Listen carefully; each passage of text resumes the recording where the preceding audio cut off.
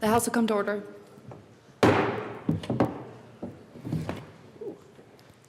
This morning's pledge will be led by Addison Culp, J.J. Woolrich, Ashley Hyatt, Jessina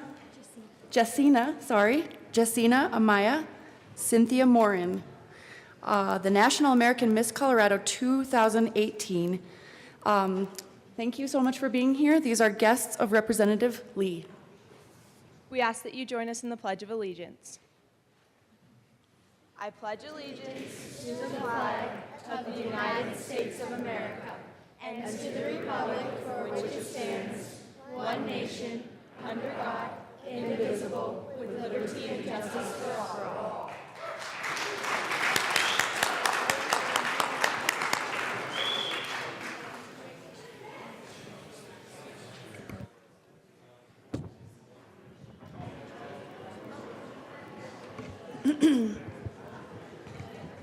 Members, we have a special treat today. We're going to be, the national anthem will be sung by Allie Vaughn. And she is a guest of Representative Beckman.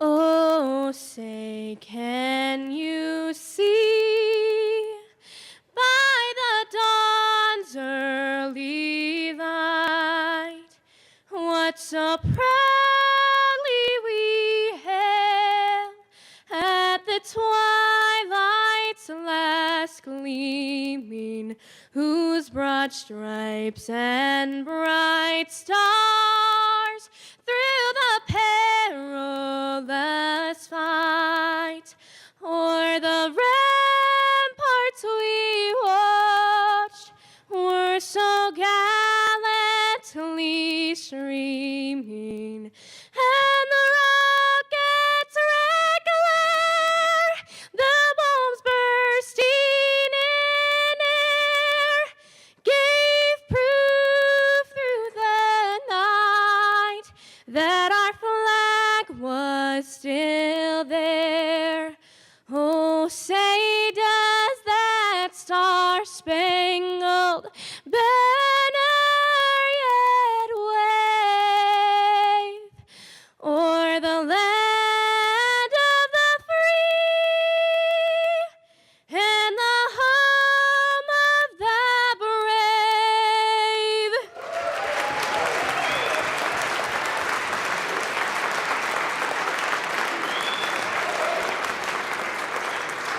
Wow, that was really beautiful. Thank you so much.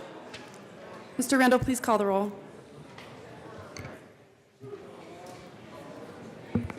Representatives Arndt. J. Becker excused. Becker K.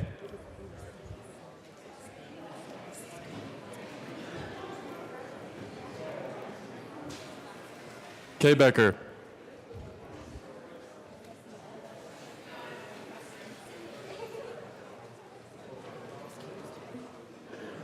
Excused. Beckman. Benavides. Bridges. Buck, excused. Buckner.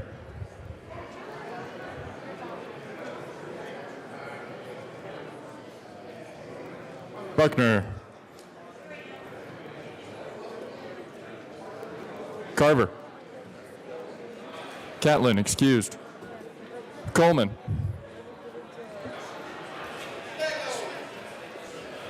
Covarrubias. Danielson. Escar.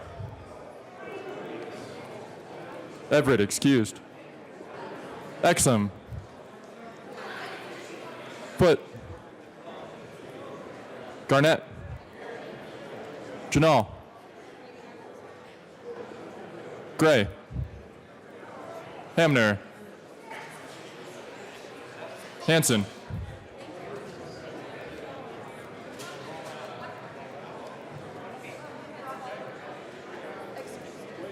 Hanson. Excused. Harrod.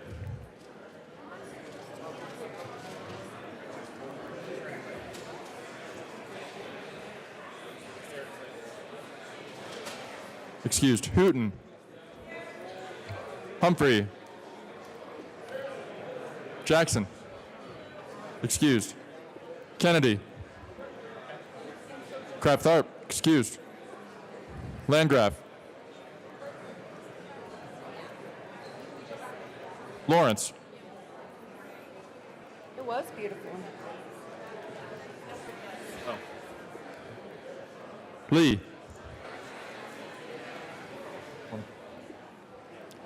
Leonard, excused. Lewis. Liston. Lontine, excused. Lundeen. McKean, excused. McLaughlin. Melton. Michelson Janae, excused. Neville. Pabone.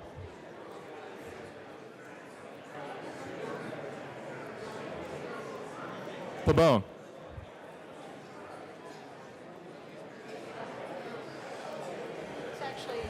Excused. Pedersen. Rankin.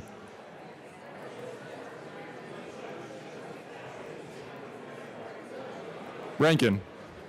Excused. President Present. Rankin is present. Ransom. Ryer.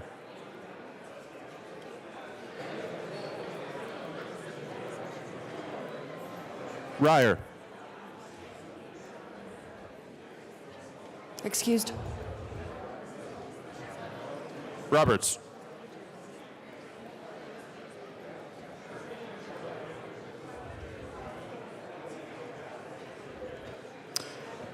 Excused. Hopefully Rosenthal. people will make their way to the chamber this morning. Sane.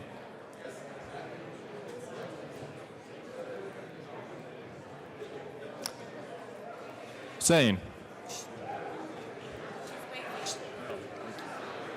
Salazar.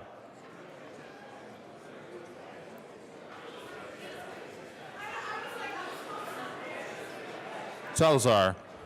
Excused. Representative Roberts is present. Sandridge.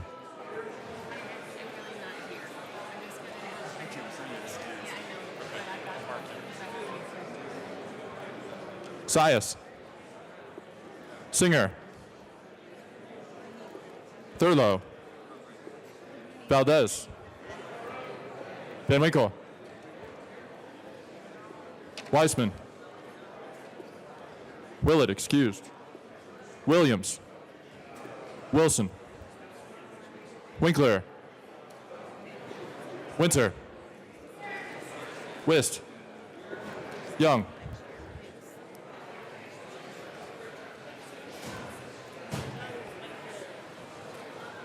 Madam Speaker.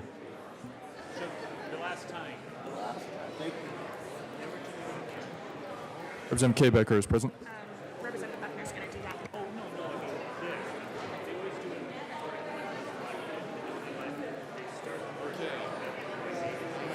Becker J. Fleck. Captain. Everett. Hanson. Harris. Jackson. Kraft-Tharp. Leonard. Lontine. Michelson Janae. Pabone. Ryer. Salazar.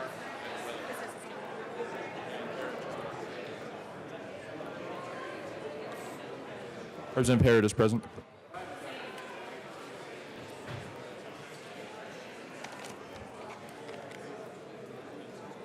Representative Hanson is present.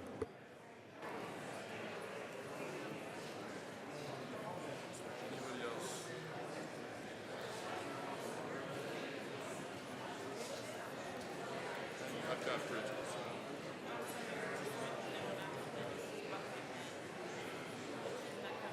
She's not. So we should be expecting Ryer and Pabone. They were two that were not excused. 14.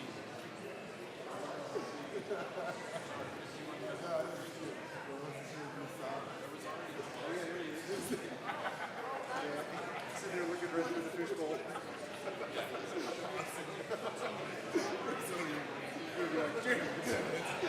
With 51 present and 14 excused, a quorum is present. Representative Covarrubias. Thank you, Madam Speaker Pro Tem. I move that the reading of the Journal of Thursday, April 12th, 2018 be dispensed with and approved as corrected by the Chief Clerk. You have heard the motion that the journal be approved as corrected by the Chief Clerk. All those in favor say aye. All those opposed say no. The ayes have it. The motion passes. Announcements and introductions. Representatives Beckman and Ransom. Thank you, Madam Chair. Good morning. Good morning. We have a great opportunity today to welcome the Homeschool Day at the Capitol, and we have a tribute, and I would ask that it be read. Just give me a second, Representative Beckman.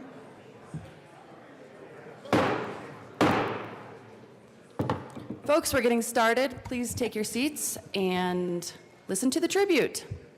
Representative Beckman. Yes, thank you, Madam Chair. Madam Speaker Pro Tem. Madam Speaker Pro Tem. We have a Homeschool Day at the Capitol tribute, and that I will ask for it to be read.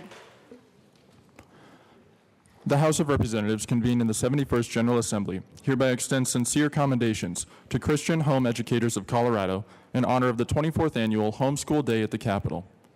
The members of the Colorado House of Representatives are proud to express our sincere appreciation to the Christian home educators of Colorado for their continuing sacrifice and commitment toward providing a unique and individualized education for their children. For decades, home education has produced millions of graduates who are equipped to be successful and productive citizens because of the values, exceptional education, and training they have received from their parents. We are proud to honor, celebrate, and thank the homeschooling families participating in Homeschool Day at the Capitol and across the state of Colorado for their dedication to their children and encourage them to continue to pursue educational excellence while raising the next generation of citizens and leaders for our great state and nation. On request of Representatives Kim Ransom and Susan Beckman, given this 13th day of April 2018, State Capitol in Denver. Representative Ransom. Thank you, Madam Speaker. As you know, we've done this tribute before. The home educators are just a great group of kids. I'm sure you've seen the costumed people wearing period dress here around the Capitol, and we just love the lessons that the kids are being taught. Some of you know that I homeschooled all of my children part of the time that they were growing up because I want everyone to know that homeschooling is a great option for some families. And it may not be the best option for your children or your family, but it's the perfect option for families that choose to exercise it. I'm so grateful that Colorado has wonderful laws that really make it work well here. And those of you also that know my kids, some of you know some of my children, and the ones that went to college all went on academic scholarships, and I always love singing the praises of what they learned by being able to have the one-on-one tutoring that homeschooling affords children. So today marks the 24th annual Homeschool Day at the Capitol. And so I really, truly want to welcome all the kids, all the families here. You probably enjoyed the chocolate goodies that were delivered to our desks earlier this week. And I just want to make sure that you know that they're from those families and those kids. So when you see kids throughout the Capitol today, please make a point of saying hello. Representative Beckman. Thank you, Madam Speaker Pro Tem. Additionally, they would like you all to know that they are praying for you today. Many families here are here to meet and encourage representatives. And so give yourself the opportunity to talk to some of these families. They'll be here for most of the day. Homeschool families made the goodies that were on your desk on Monday.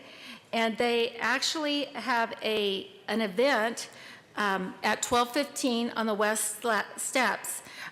They're going to give a hearty introduction to any representative that attends the rally. And we actually have two of CHEC's representative, the Christian Home Educators of Colorado. They are the ones sponsoring this great event today. And I would like to introduce John Arsenault and also a member of the board, George Seacrest, as our guest. And I'd just like you to join us in commending the homeschool families here today and across the state of Colorado for their dedication to their children and exhorting them to continue to pursue educational excellence while raising the next generation of citizens and leaders for our great state and the nation. Representative Ransom. Thank you, Madam Speaker. These kids know the Constitution. Honestly, I can tell you that I know I made sure mine understood all the different articles and how the different branches of government work together. And so I just want to make sure that you know that you can ask these kids questions too, because they do understand the Constitution and how we operate here in this body. So with that, if you can all join us in giving a warm welcome to the kids that are here today.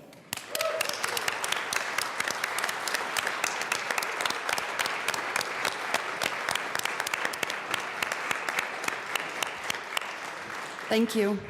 Welcome, kids. Representatives, are you together? Representative Buckner has another tribute. No, I'm doing homeschool first. Oh, okay.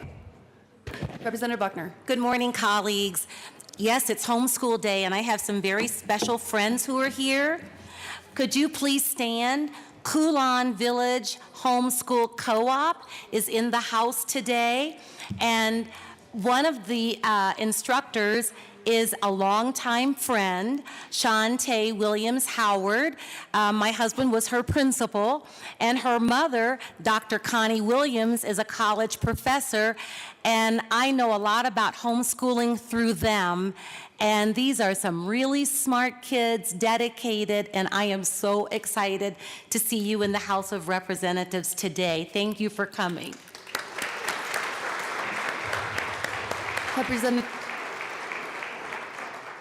Representative Lewis. Thank you, Madam Speaker Pro Tem. Along those lines, I would like to also welcome some more people up in the balcony. I have two granddaughters up there. They're Christian homeschoolers from the Arkansas Valley. Will you stand, Kendall and Landry, and let everyone know? And there's my wonderful daughter-in-law, Serenity. Representative Lewis.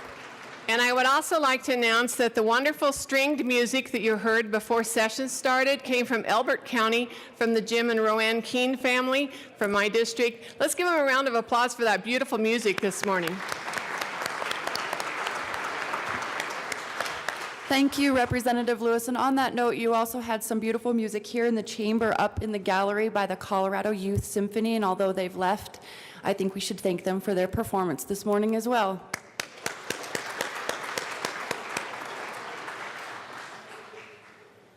Representative Landgraf.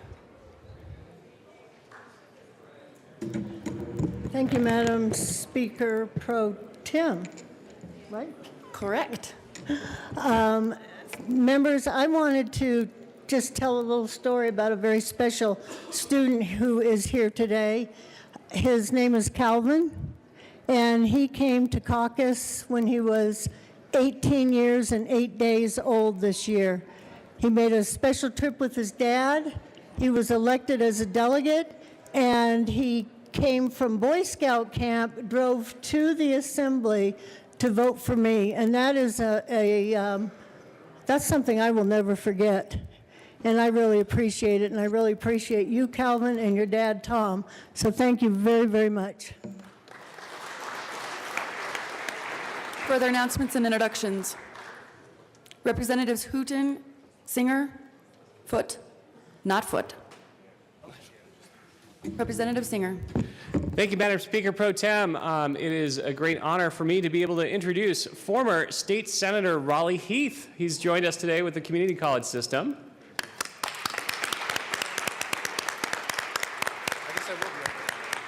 Representative Hooten. Thank you, Madam Chair, and thank you, members. I would also like to acknowledge what an icon Senator Heath is in the Boulder community, an incredible champion of education, and we're very fortunate to have him serving our community colleges. And actually right now, Representative Arndt and I are seeking an interim committee to study the salaries of adjunct professors. And so we'll be circling back with you, Senator. Welcome. Thank you. Thanks, members.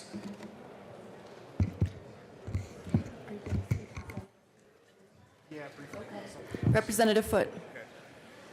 Thank you, Madam Speaker Pro Tem, and I also wanted to acknowledge Senator Heath being here. Thank you very much for being here. Really a model of what a legislator should be during the time he was here, and certainly a role model for me and so many other folks in Boulder County.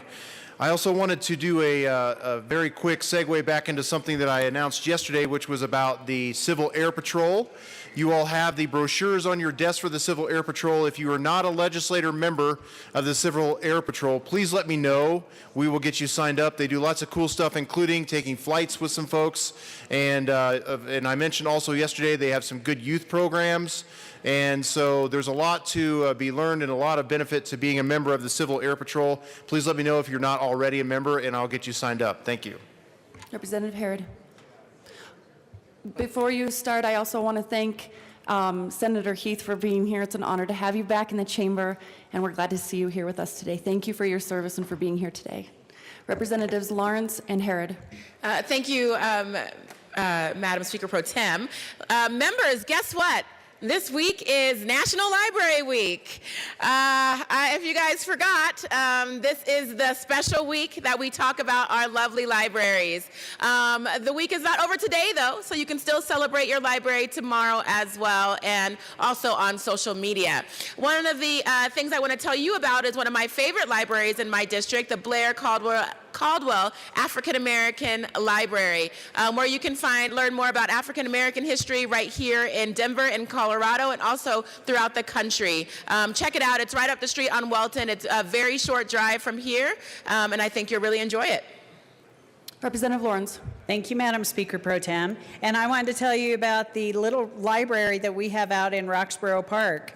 It is actually in the shopping center, and it's given our small community a great opportunity to have a gathering place for kids and families so that they can share the joy of reading and find areas where they can have little gathering spots for some of the smaller kids so they can learn how to read, and they can really launch their reading career and hopefully help them as they enter the local primary school and intermediate school. But having added a small library to our community has been a big boost, and I certainly celebrate Library Week. Thank you, members.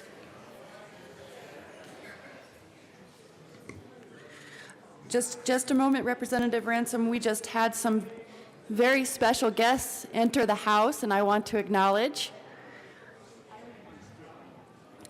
Tiffany is leading her class in from Craig, Colorado, and so I want to welcome, and these folks, Tiffany, if you don't know, happens to be the daughter of our very own Marilyn Eddins, and so we are very, very proud to have her in the chamber today.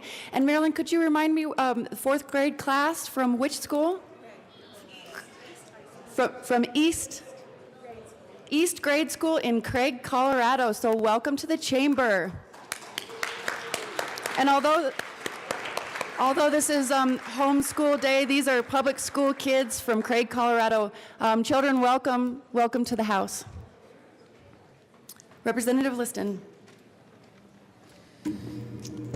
Thank you, Madam Speaker Pro Tem. I wanted to say something. Yesterday afternoon, the reception by the ophthalmologist, Representative Wilson, Representative Breyer, and we went to the reception, and it was really very, very good. We had a real opportunity to meet these eye doctors, these surgeons that are really first rate. They performed a couple of eye exams on us that were very useful and helpful. So I encourage you all next year when they have their reception is to go meet these wonderful eye surgeons. They really know what they're doing. They're wonderful people, wonderful doctors. I thank you very much. Thank you. Representatives Lee and Lundin. Thank you, Madam Speaker Pro Tem. Colleagues, I'd like to welcome some guests we have with us this morning, the National American Miss Colorado representatives who are standing over there.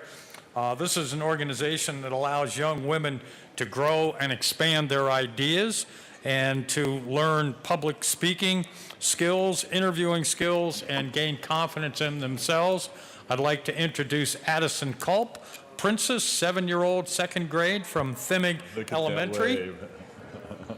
J.J. Waldron, junior preteen, 10-year-old from Webster Elementary. Jacina Amaya, preteen, 12-year-olds from Century Middle School. And members, we have two more that we'd like to introduce. Ashley Hyatt is a junior teen, 16 years old from Berthoud High School. And Cynthia Morin, who is 17 years old and homeschooled. So she's a twofer today. She's up here with the homeschoolers and the National American Miss Colorado representatives. Ladies, thank you for being with us here today.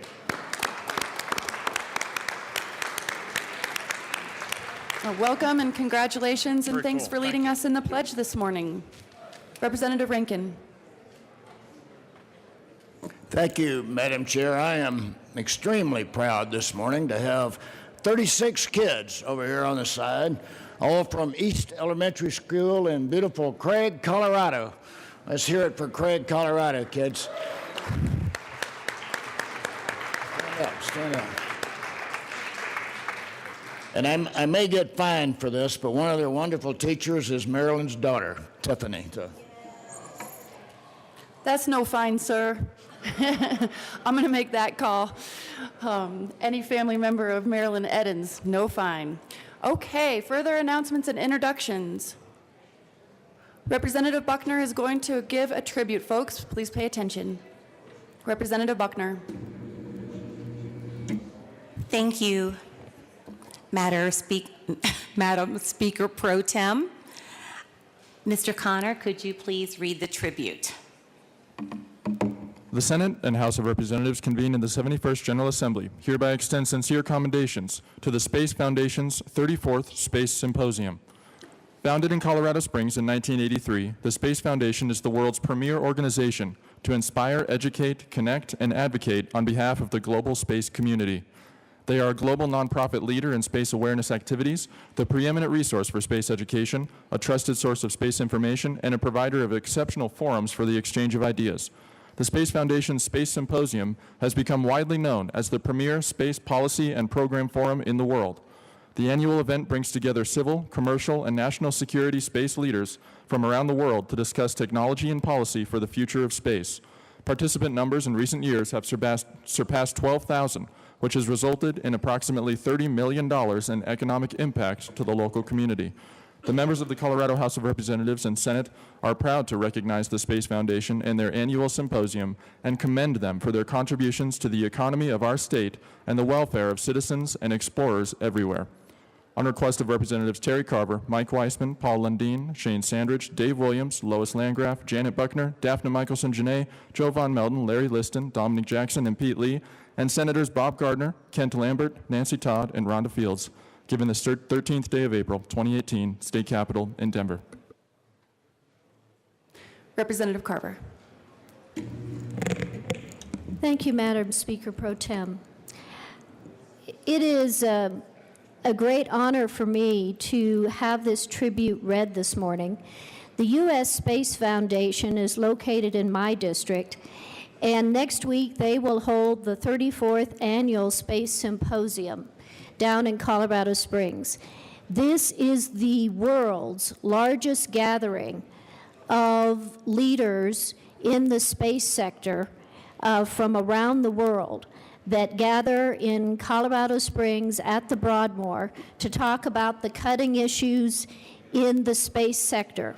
Private sector, NASA, exploration, European Space Agency, as well as the defense sector. And in addition, in the most recent gatherings, we have included cybersecurity.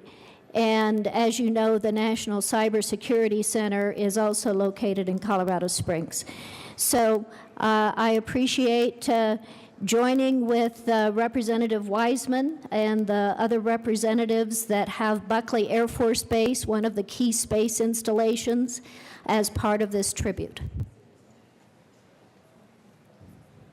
Representative Wiseman. Thank you, Madam Speaker Pro Tem. And I just want to add a little bit to what Rep. Carver said. I appreciate her bringing me into this tribute and a number of the rest of us as well. As you heard, the Space Symposium is a major event in our state. Aerospace is a major industry in El Paso County and also in my district and more broadly in Aurora and Arapahoe County. The 460th Space Wing is the host unit at Buckley, and they are responsible for a lot of the satellites that keep an eye out for things that we would rather not have flying around up there. Buckley is about $1 billion economic impact to Aurora, and there are many, many families who are connected in some way to what goes on at Buckley. So this tribute is just an occasion for us to pause and acknowledge the many impacts of this industry in our state. So thank you again to Rep. Carver. Representative Melton. Thank you, Madam Speaker Pro Tem, and I want to also just rise in support of the tribute and thank the sponsors for bringing it. Being a member of the Aurora delegation, we really do value all of the work in the industry that Buckley brings and the companies that help service Buckley. And also, just coming from my own personal background, my uncle was an employee, a chemist with Martin Marietta, now Lockheed Martin, and worked on the shuttle program.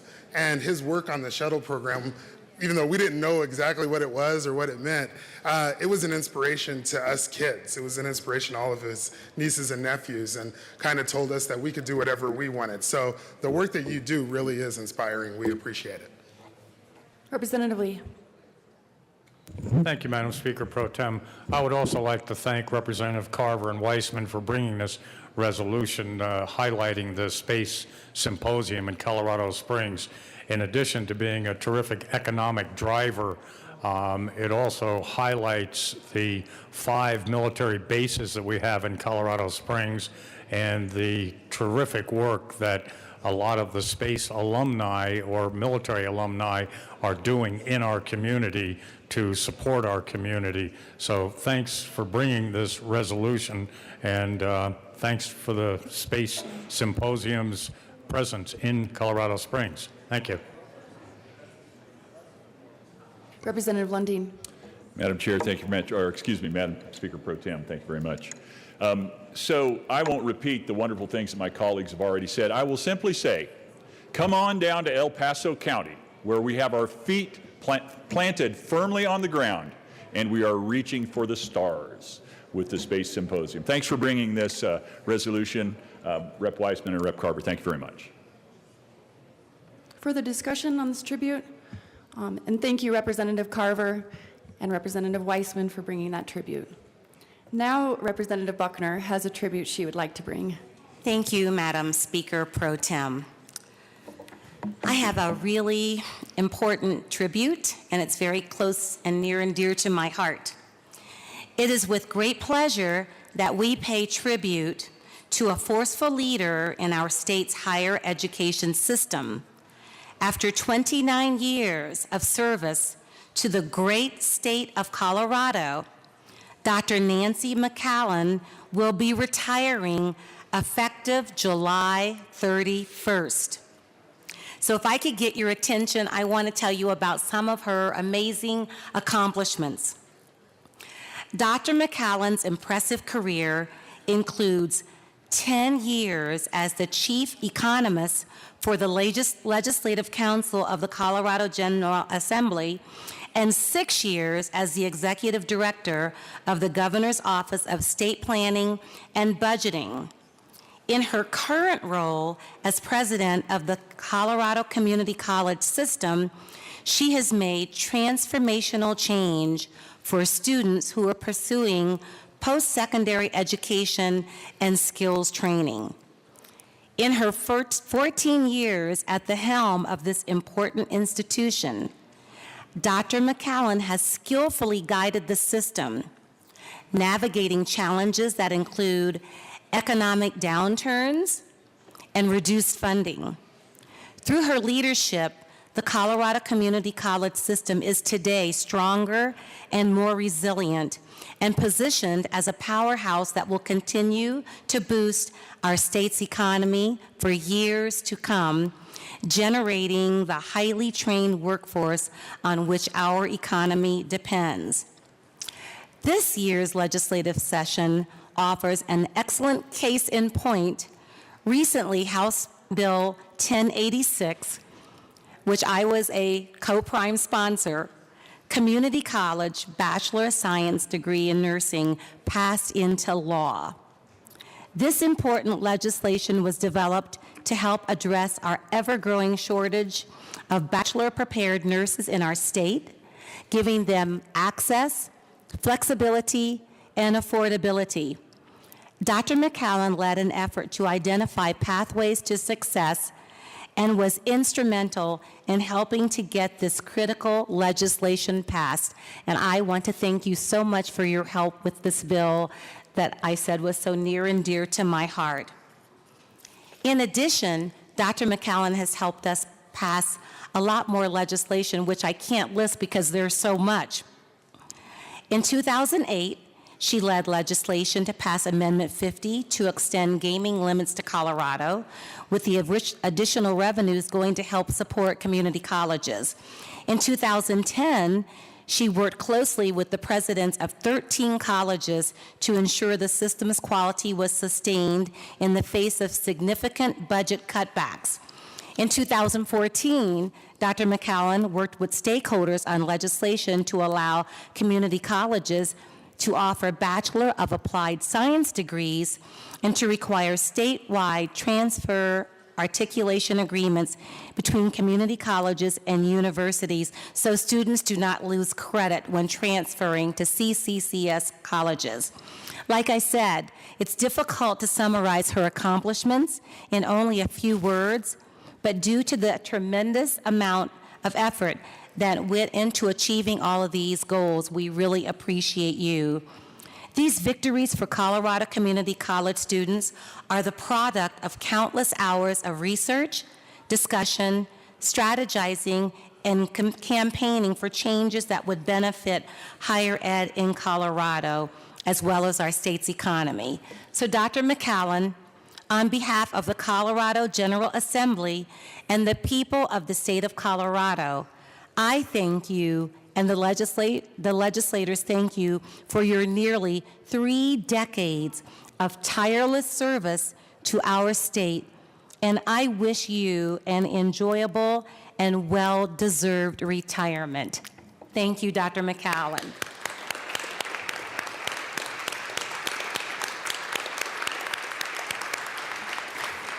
And I have a beautiful document to present to you in just a few minutes. Thank you so much. Thank you, Representative Buckner. Congratulations, Dr. McCallum, on your retirement, and thank you for joining us in the chamber today. Further announcements and introductions, Representative Buckner. Excuse me, Speaker Pro Tem. Today just happens to be Dr. McCallum's birthday. So happy birthday to you.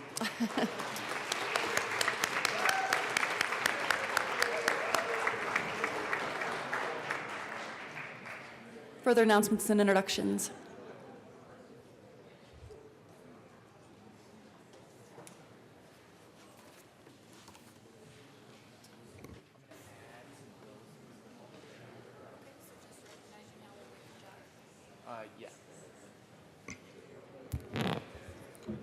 Mr. Assistant Majority Leader. Thank you, Madam Speaker Pro Tem, and good morning, members. I move to add the following bills to the special orders calendar for today, Friday, April 13th. I'm just moving the general orders calendar onto the special orders calendar. So those bills are going to be House Bill 1209, House Bill 1007, House Bill 1011, House Bill 1342, Senate Bill 178, House Bill 1302, House Bill 1313 on Friday the 13th, House Bill 1273, House Bill 1288, House Bill 1346, and House Bill 1348. Seeing no objection, those bills will be added to the special orders calendar. Representative Bridges.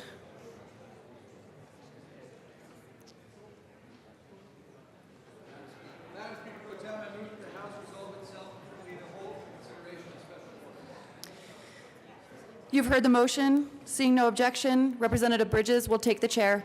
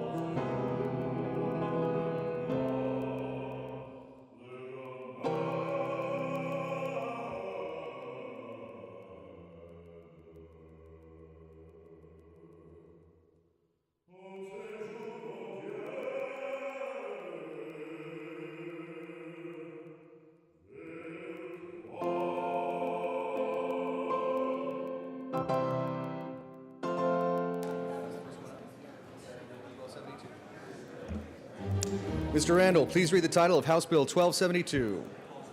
Oh. Before that, the committee will come to order. With your unanimous consent, the bills will be read by title unless there is a request for reading the bills at length. Committee amendments will not be read unless requested, as they are printed in your bill folders. Floor amendments will be shown on the screen on your iPads and not read unless requested. Bills will be laid over upon motion of the majority leader. The Cote rule is relaxed. Representative Garnett. Thank you, Mr. Chair. I move to lay over House Bill 1272 one day to Monday, April 16th. Are there any objections? Seeing none, the bill will be laid over as requested by Representative Garnett. Representative Garnett. Thank you, Mr. Chair. I move to lay over House Bill or Senate Bill 156, 3 bills till after House Bill 1180, or 3 bills would be after House Bill 1002. Are there any objections? Seeing none, the bill will be laid over as requested by the Assistant Majority Leaders. Were you here for like 2 days ago? Yeah, I was here yesterday, actually. Yeah, so how did that happen? I'm lucky. Mr. Randall, please read the title of Senate Bill 76. Senate Bill 76 by Senator Lundberg, also Representative Melton, concerning a ban on vote trading. Representative Melton. Thank you, Mr. Chair. I move Senate Bill 76 and the State Affairs Committee report. To the committee report. In State Affairs, we amended this bill to take out the misdemeanor and also to focus the target of this onto the vote trading websites or companies. And so that now is a petty fine as well as $1,000 per offense. With that, members, I would ask for an aye vote. Representative Rosenthal.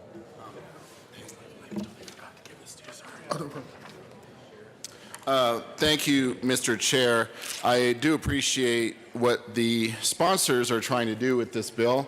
However, I rise in strong opposition to both the bill and the committee report.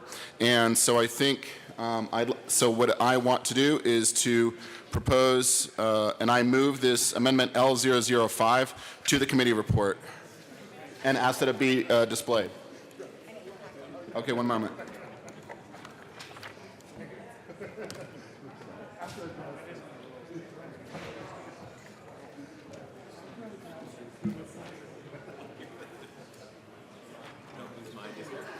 The amendment is properly before us. Please proceed. Representative Rosenthal. Thank you, Mr. Chair. So let me just, because I think this case is really, this bill is really critical. This is a fundamental matter of freedom of speech. Now, rarely it seems in this chamber do we really talk about sort of fundamental U.S. constitutional rights. But I think in this case and in this bill, it is really critical that we really delve down into. This is a really short bill, but it is a very critical one. So what the committee report attempts to do is to say that an individual in the person's own capacity or going through a website would be barred from doing a vote trading situation, which is a matter of free speech. So what my amendment attempts to do is to say, look, we're going to comply, and members may not know this, but there is a case called Porter versus Bowen out of the Ninth Circuit, and I know that that is not the circuit we're in, but it is a case that from my investigation, and this is something when we discuss the bill, we can explore it more, but from my investigation, that case really is a controlling case in this, and in that case, they said, look, if you are a website, you have the fundamental First Amendment right to coordinate or allow for people who want to trade their votes. And so what my amendment does is says you cannot do it for value. And so this would actually strengthen the bill. I'm still struggling with this bill, but I think if it would pass, and I hope it does not, then I want to make sure that this bill only activates if the website is done for value or the people who are trading their votes do it for value, which would be a violation of the law. Thank you, Mr. Chair. Members, I'm going to ask for a no vote on this amendment.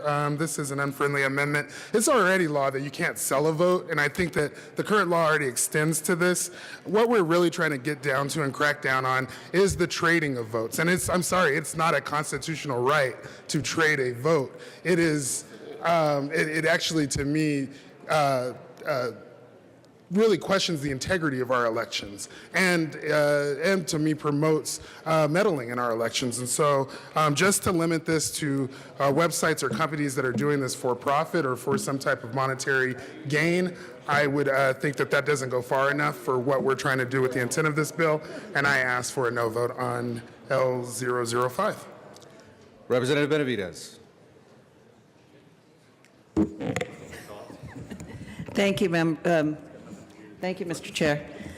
Members, I voted against this bill, and I know the intent behind it is really good because of what happened during our last presidential election with electors. But there is only one case. It's a Ninth Circuit case, and the problem with it is that if this goes on, even if there's a platform to do this, there's no way to know if a transaction was consummated to trade a vote.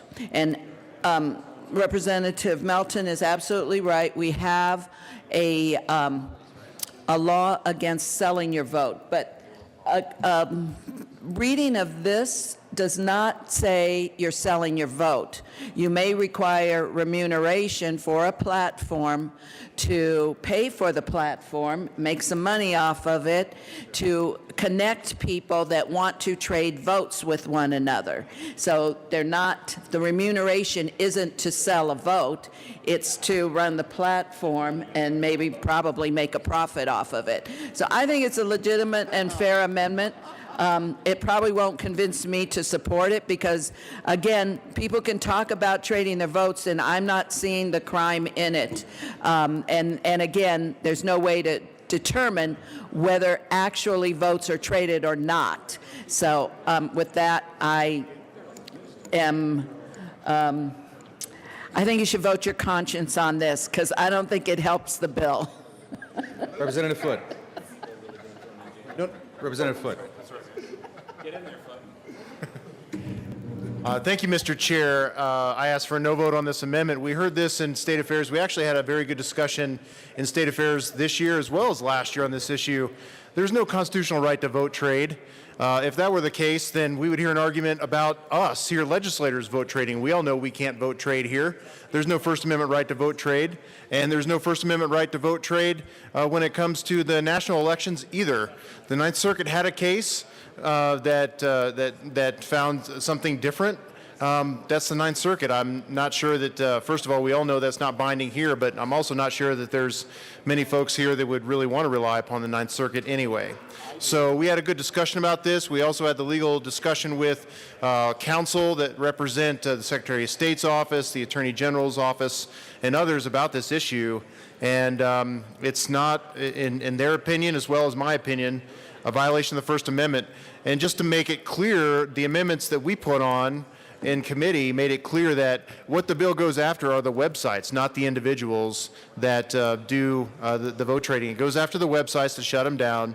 Again, vote trading is not a First Amendment right. We don't have the right to vote trade. People on the national level don't have that right either. So I ask for a no vote on the amendment and a yes vote on the bill. Representative Rosenthal. Thank you, Mr. Chair. I appreciate that argument. However, I don't think that that's the one that really relates to this bill or to this amendment.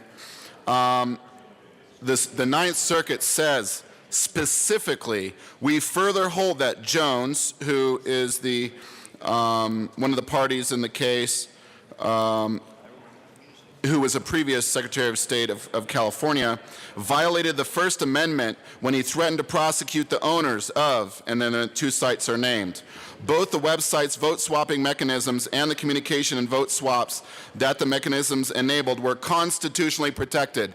So here we have some of the premier legal scholars in our country saying that this is constitutionally protected. And so, I mean, just to dismiss it out of hand, I think is really, it's a bizarre argument. I think that, again, what this amendment does is it makes it clear that if this bill is going to be activated, it is only in cases when there is money exchanged. When you have two parties that on their own, so what are we going to do now, members? We're now going to regulate what two parties want to agree to? Is that what we've come down to now in our country? No, if somebody wants to say you vote for so-and-so, you vote for so-and-so, that is their right. That is their constitutional First Amendment right to do.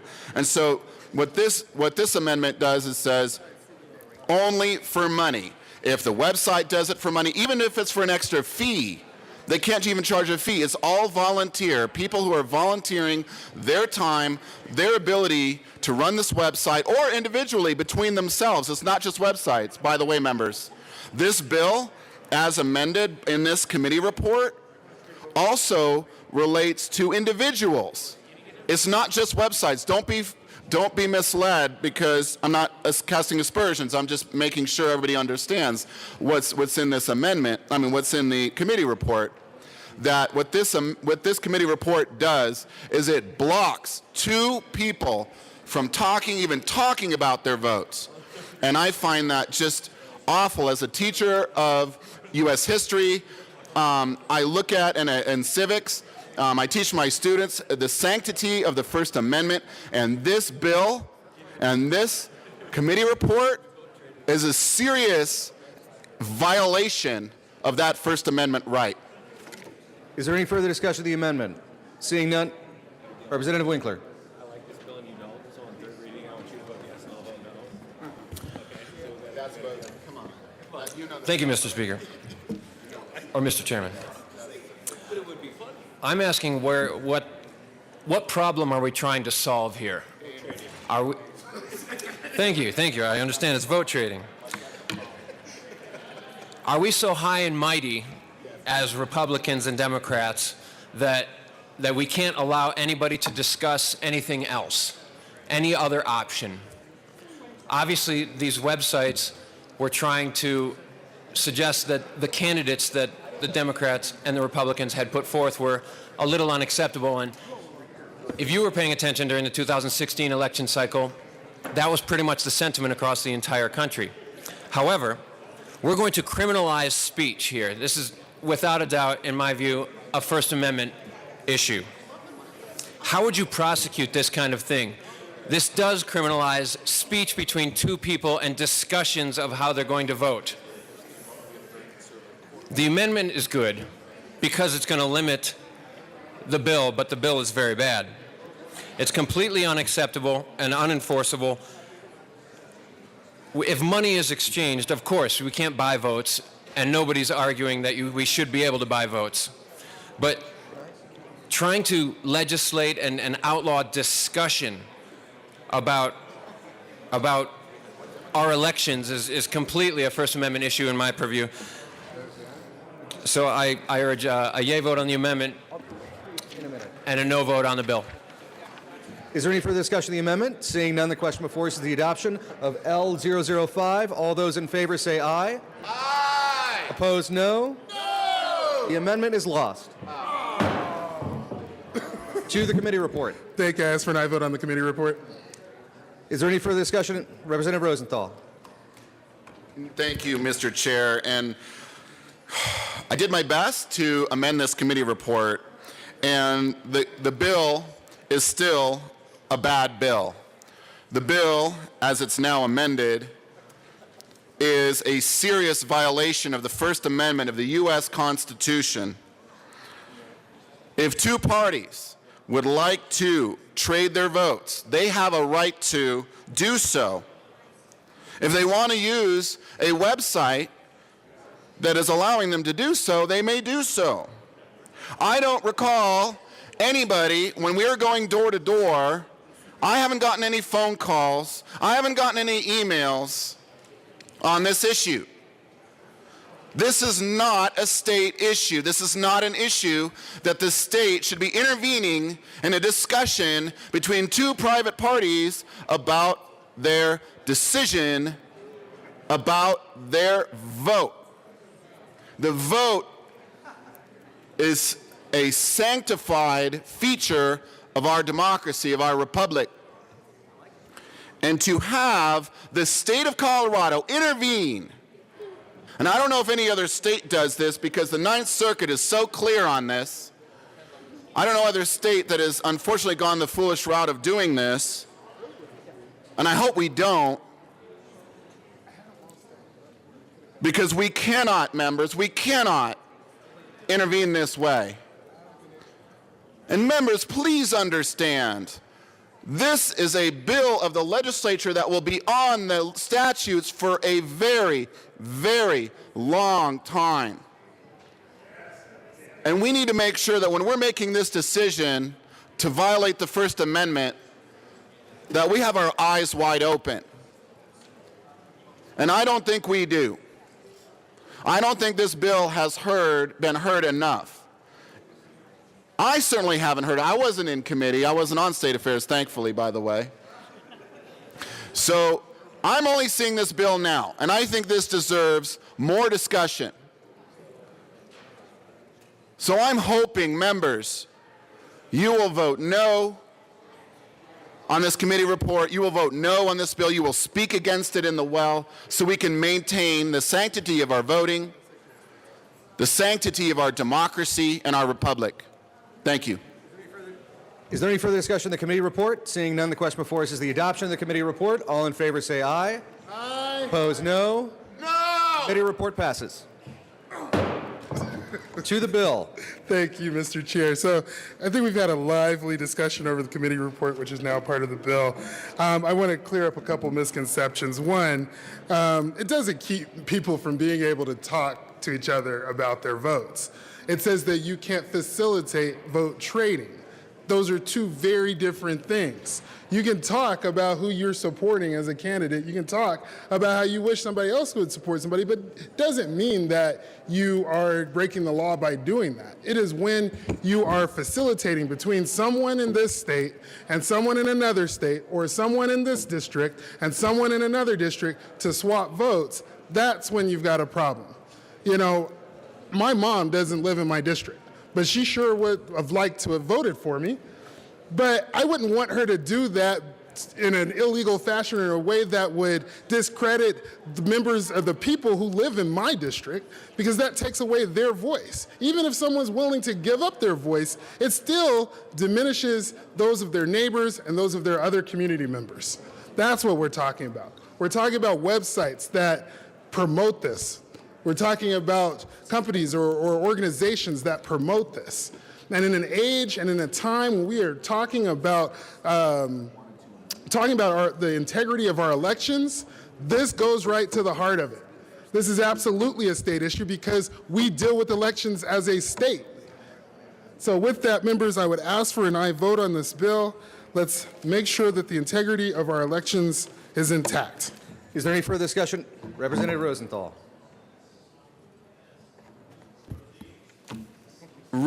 Thank you, Mr. Chair. This is appalling. This bill is appalling. How dare we intervene in discussions between two people who are discussing their vote, their selection for whatever it is. Could be a ballot measure, could be candidate. The courts have decided. The courts are clear. Jurists have told us that this type of action violates our U.S. constitutional rights. It's very clear in the decision, and I urge the members to look at it. As Porter v. Bowen decided in 2007 pursuant to the 2000 election, and it was overwhelming the way that they described this case, and overturned an action by their Secretary of State.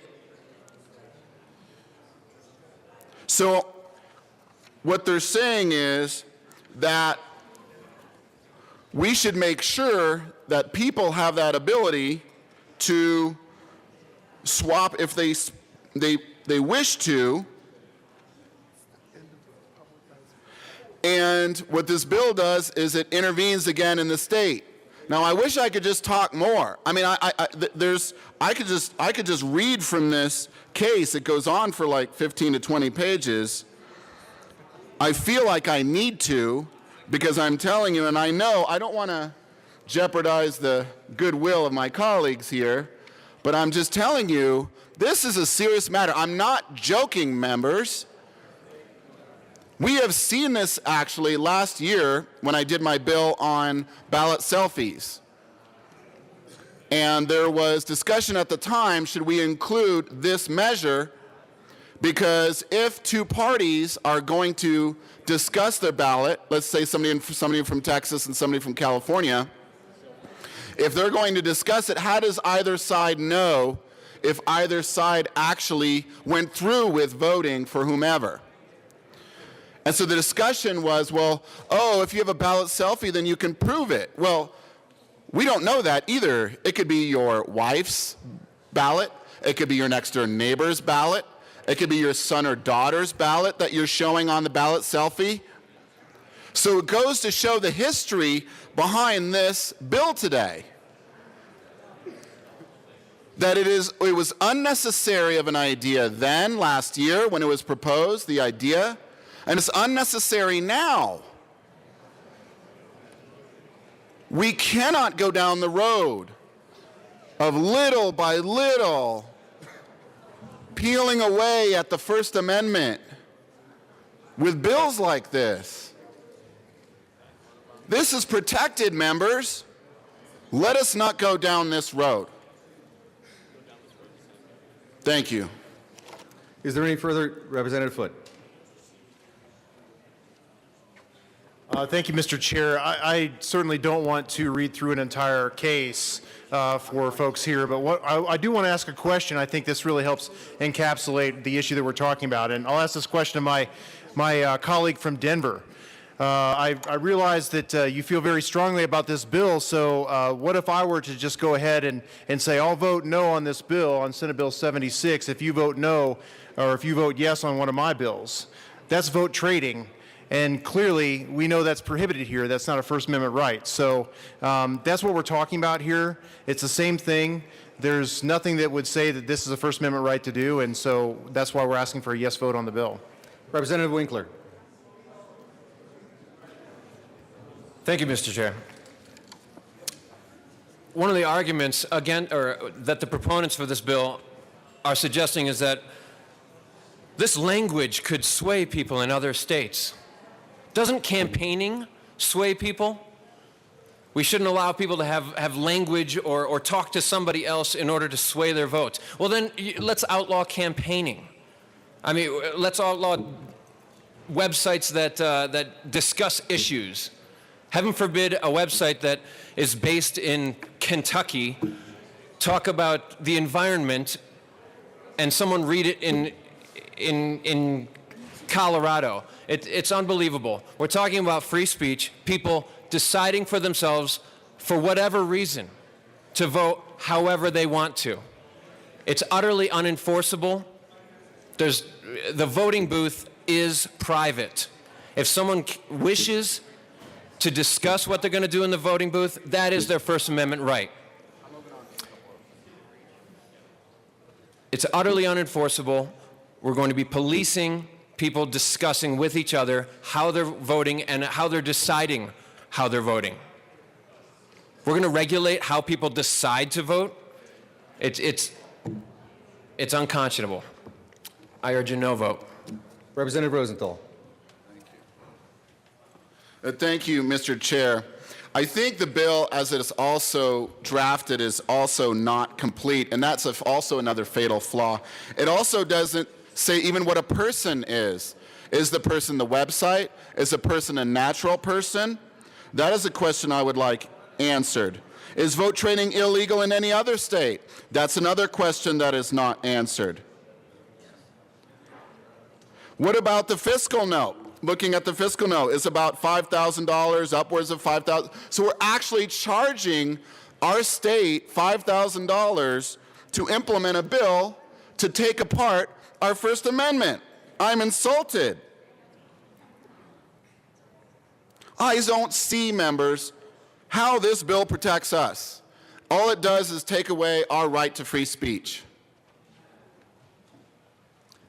Representative Melton. Thank you, Mr. Chair, and I'm grateful for this lively debate that we're having. I want to point out one thing. The fiscal note, it's actually $5,000 of revenue, not expenditure. Secondly, So we're actually making money. Secondly, when we talk about the First Amendment, we do sometimes have limitations on what that means. That's like you can't go into a crowded theater and yell fire. So that's what we're doing here. We're saying that we have an electoral process, we have an electoral system. We want to make sure that the people who actually live in the area that they're supposed to vote in are voting for themselves and not for someone else. That's as simple as this is. I would ask for an aye vote.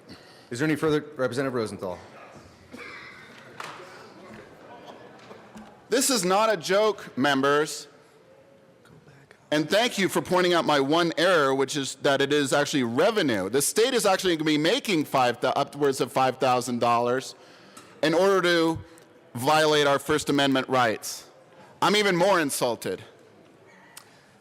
Is there any further discussion?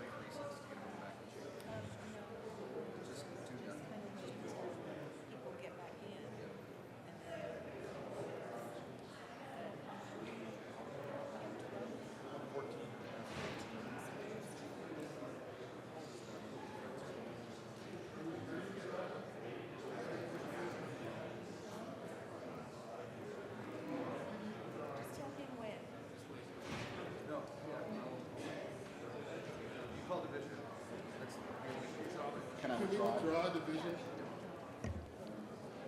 Do I have to do it in microphone?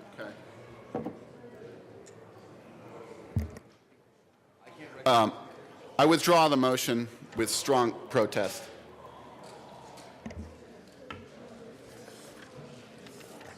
Thank you, Representative Rosenthal. Is there any further discussion?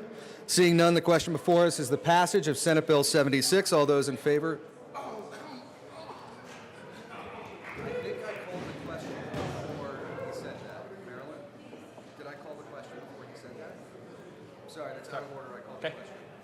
All those in favor say aye. Aye. Opposed, no. No. The ayes have it. The bill passes. Mr. Randall, please read the title of House Bill 1279.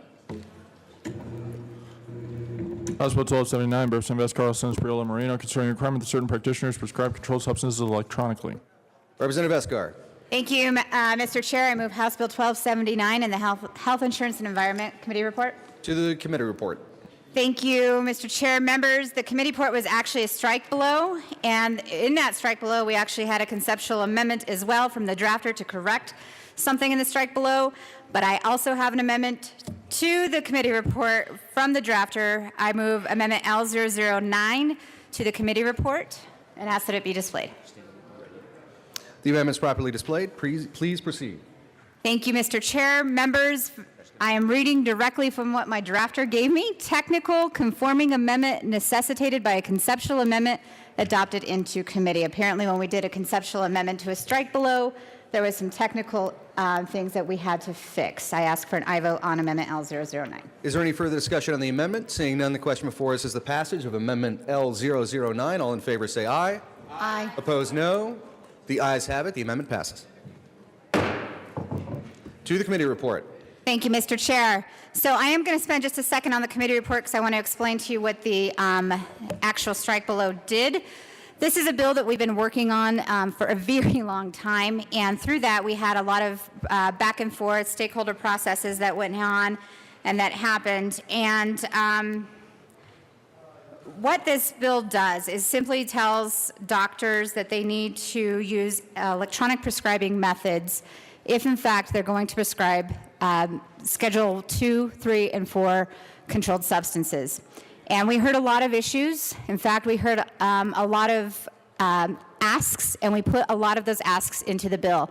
And as we were heading into committee, I had over 9 amendments in my hand, and we decided that it would just be best to put them all together, put them in a strike below, so you see the bill as intended now. I ask for an aye vote on the committee report, and I will explain what the bill actually does and the timelines and the deadlines when I discuss the bill. Is there any further discussion on the committee report? Seeing none, the question before us is the adoption of the committee report. All in favor say aye. Aye. Opposed, no. Committee report is adopted. To the bill, Representative Beskar. Thank you, Mr. Chair. That was strong opposition to a committee report. Wow. So members, we all know that there's a massive opioid and heroin epidemic happening in our state, and it's no different in Pueblo. In fact, it's pretty hard hit in Pueblo. And I have been personally impacted by this epidemic, both with family, with friends. And part of the issue, and not all of the issue, is the fact that right now we're prescribing powerful substances on pieces of paper. Pieces of paper that you can literally buy online on Amazon right now, put it in a laser printer, and print out your own prescription pads. You take these prescription pads, and you can, if you're criminally intending to, you can actually forge these prescriptions and take them to your pharmacy. Your local pharmacy does the best job they absolutely can on distinguishing what is fraudulent and what is real. When I had a meeting this summer with my local pharmacist just to sit down and talk about how business was going, what things are happening in his world, he brought this to my attention. He said, you know what's frustrating to me is we do e-prescriptions right now, and since 2010 we've been allowed to do it for controlled substances, but not all the docs have the ability or are doing this at this point in time right now. And though this would not solve the opioid epidemic, and we never have claimed that this is a solution, this is a piece to these solutions, it would help us, this is the pharmacy speaking, it would help us really be able to determine what is a real prescription, what is a fraudulent prescription. We want to be able to help out, we want to be able to do our piece in the matter. We have over 70,000 forged paper prescriptions in Colorado per year. 70,000. And we know that opioid addiction can be attributed to diversion, which is leftover pills from overprescribing or pills that people have remaining in their medicine cabinets, or these fraudulent prescriptions that go onto the street and are sold. So this is a DEA certified, HIPAA compliant software program that we are asking doctors to implement.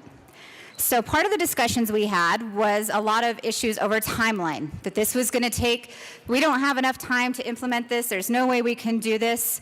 So I pulled up the states that have passed this already.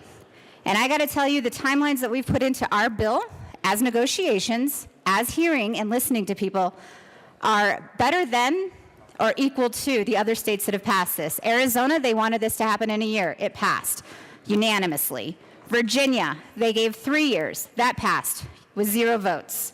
New York is most equivalent to who we are tying up to, 4 years. 4 years. Connecticut, 2 years. Maine, 1 year.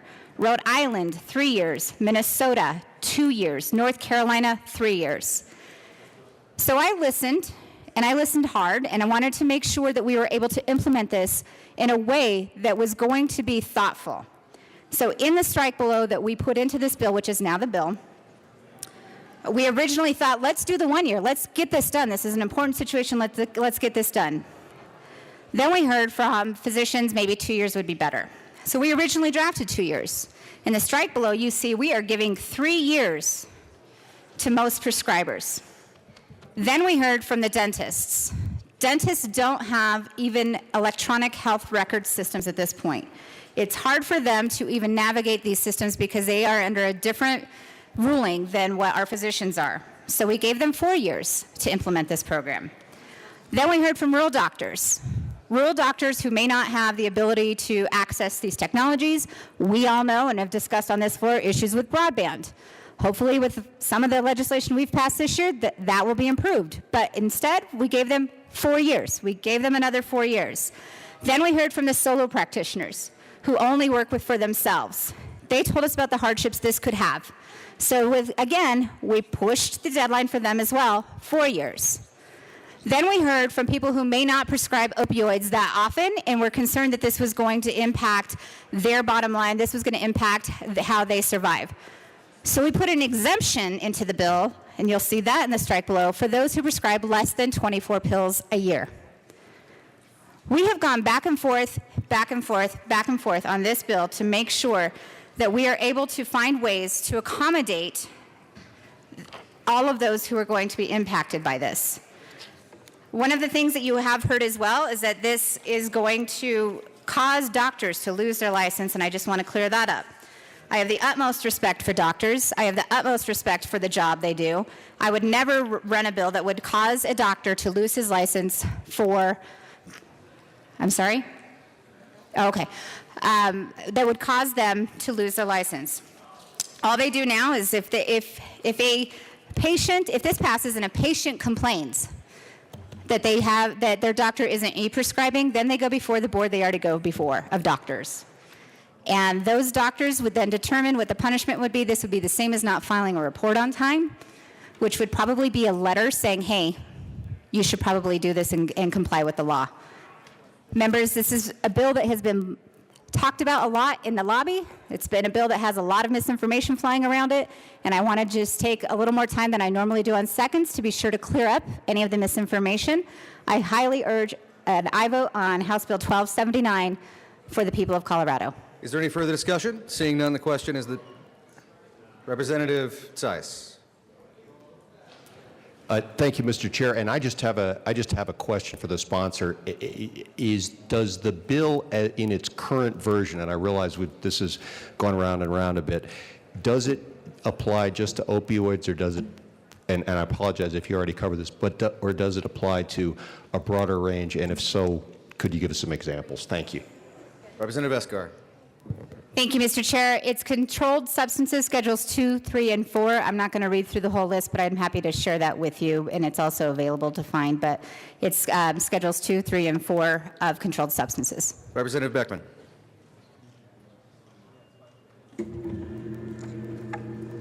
Thank you, Mr. Chair.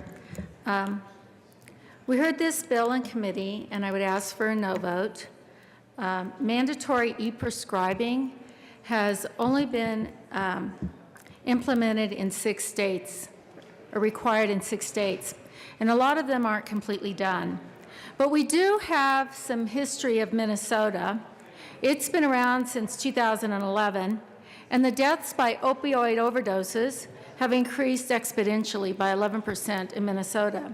So I often wonder, we're doing a mandate, regulatory burdens, requiring businesses that we had many doctors' offices, many letters saying, we don't want to do this. Why are we doing this? And the answer is we're doing that to try to stop opioid addictions and overdoses. But where it's been implemented for the longest time, that hasn't happened. This is a bill that sounds good, but it really doesn't do what it would be intended to do. We heard, I will say that I've talked to, through this last couple of years, a lot of healthcare professionals and doctors that have just dropped out of their profession because they hate the additional regulations. Oh, well, thank you, Representative Pabon. They have dropped out of the profession because of the mandates and the regulations and the burdens of compliance with healthcare reform. This is just an additional mandate that many in our state do not want to comply with. They want to do a good job. They are concerned about the opioid epidemic also. One of the most compelling stories is from a healthcare center that a lot of us are familiar with. Brandy Ring, MD, she's a private practicing physician practicing obstetrics and gynecology in Denver. They have 6 physicians that take care of women from all walks of life. She said, this burden to my small practice of being required to adopt electronic prescribing would put us out of practice, out of business. Now, it's not just for opioid drugs, it's for Schedule 2, 3, and 4, so it would be pretty comprehensive. Talking to some of these practices, one of the things they can't do is they can't have electronic health records and paper records. They have to integrate it, and it is a big jump for these practices. She wraps up the letter. She has a lot of good points, but she said, this bill would be disastrous to my practice and to my patients. I urge you not to pass this bill. This bill doesn't solve the problem that it's trying to address, and it would cause us to lose some good practices in the state of Colorado. I would ask for a no vote. Is there any further discussion? Representative Ranson.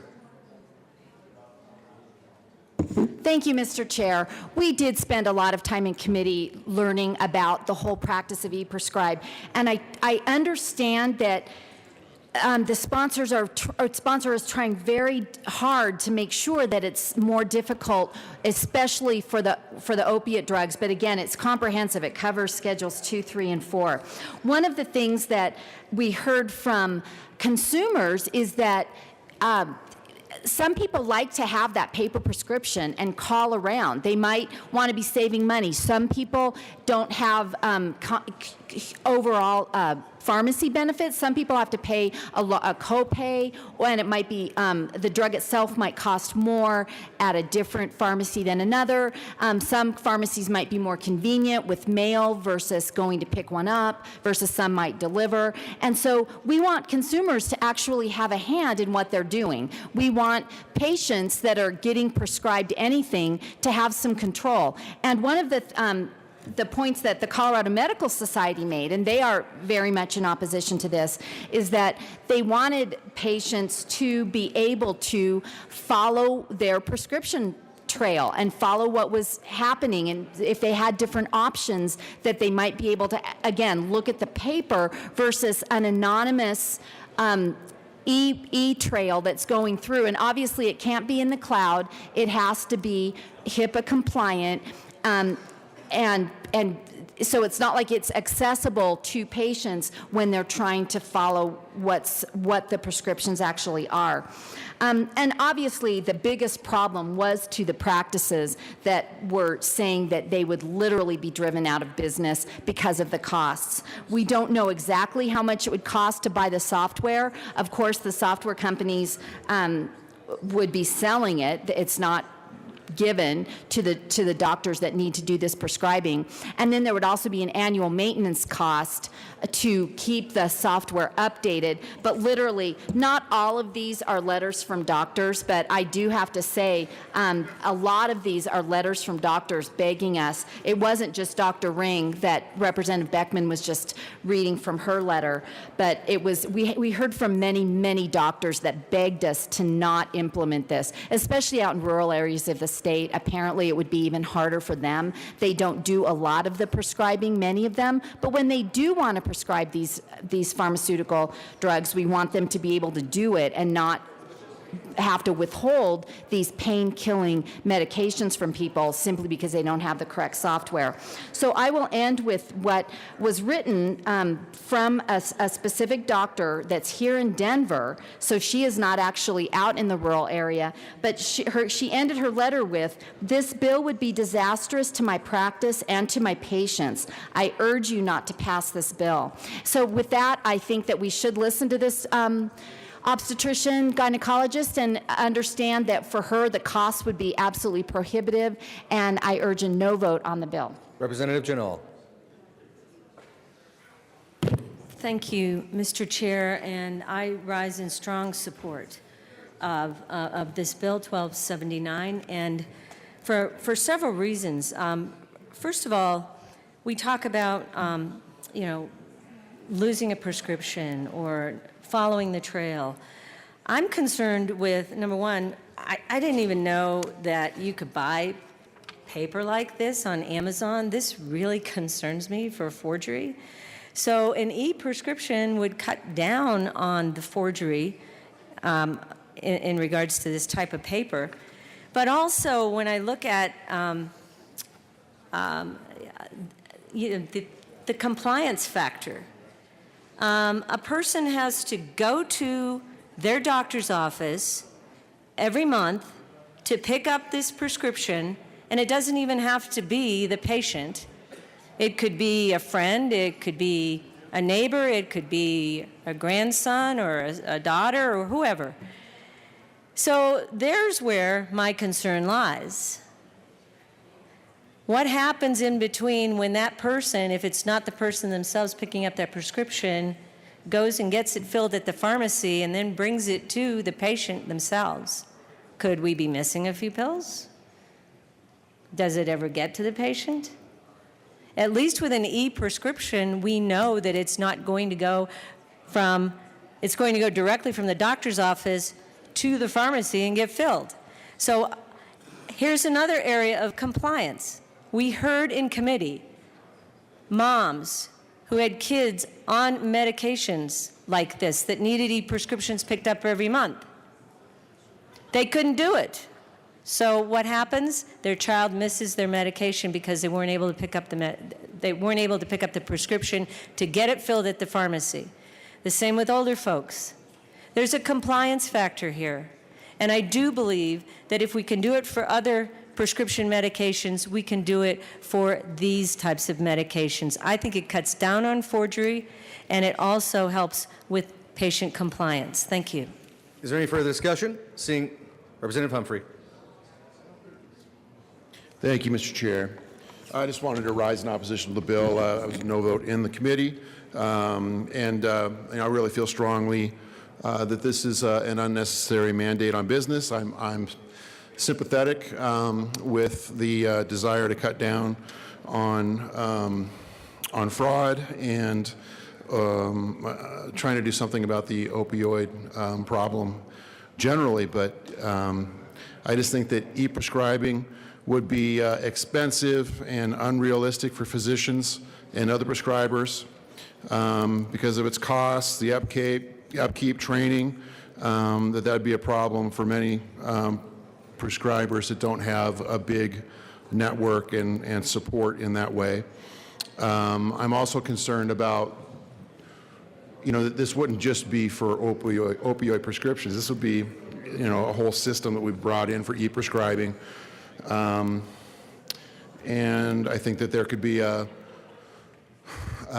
certainly a wider interest in monitoring, exactly what's going on with prescribing and surveillance issues in that way that I'm not comfortable with. So I urge a no vote on the bill. Thank you. Representative Williams. Thank you, Mr. Chair. I'll be brief here. Members, the proponents assert that thousands of victims obtain opioids illegally and tie that accusation to a paper script, a handwritten prescription given by a doctor to a patient. The fact is that there are other primary sources of illegal acquisition. From a friend who has a prescription, a doctor shopping, right, buying drugs illegally on the internet, and stealing from a family member. Mandating e-prescribing will not stop any of these sources, and for those reasons, I urge a no vote. Representative Neville. Thank you, Mr. Chair. Members, I also urge a strong no vote on this bill. When the bill first came to me, they lost me at mandate. As you all know, I don't like mandates. But then if you actually go down what we're talking about here, this isn't just asking a physician to implement an e-prescription. It's asking them to buy that program, then have the further compliance cost of keeping up with that program, adding to the cost that will eventually end up being passed to the consumer, to the voter, making Colorado less affordable once again. Not to mention, if you I actually learned myself, because I learned that although my physician does e-prescriptions, there's benefits to not having e-prescriptions. If you have a paper prescription, there's different programs out there. One, I believe, is goodrx.com. You can actually go in there if you have that paper prescription and type in what your prescription is for and see all the different pharmacies and what their prices are. I always went to Walmart because I just figured Walmart was the cheapest and it was close by. But it turns out there's a lot of pharmacies in my area that are actually less expensive. And because if I had a paper prescription, I could do that. The downside with an e-prescription is the doctor goes straight to the choice of pharmacy that you have, and you don't have time. There's not a lot of doctors that I know that will take the time to let a person go on and pull up a website and find out what the cheapest prescription is in their area and then send it to them. Usually they just say, are you using the same pharmacy, and send it there. So this bill, I think it has good intentions, but I think there's some serious downfalls to it. Not to mention that we have doctors. I think this benefits the larger offices more than it does the smaller offices. There's probably a reason why my doctor's office, they're a larger urgent care facility, and it makes sense for them, probably economies of scale, to use the e-prescription. However, my daughter's pediatricians, there's one or two in the office, and it probably doesn't make sense for them to have to, I've heard the program could cost as much as $20,000 a year to implement. Probably doesn't make sense for them to have to go into this process and actually be mandated to do this. So we're picking winners and losers here with this, and I think it has good intentions, but I can't vote for this bill. Representative Winkler.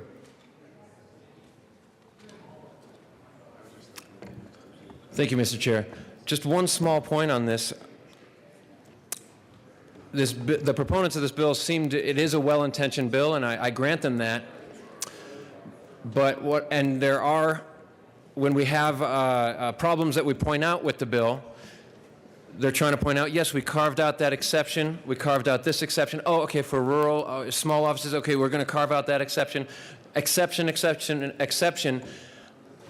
And in general, I'm sorry, when you have to have that many exceptions, it's typically a bad bill. It's typically a bad mandate. When you mandate and then you have to carve out several exceptions, you need to take a good look at the mandate again and think about whether or not that's the role of government. Thank you. Representative Ransom. Thank you, Mr. Chair. And one more point I want to make is that we were given a copy of the papers that you can buy on Amazon, apparently that do look like prescriptions. Now, they're not from a pad that the way the doctors will write it and then tear it off, but I can see that it's printed up and it does look like what a prescription would look like. The point is, if you are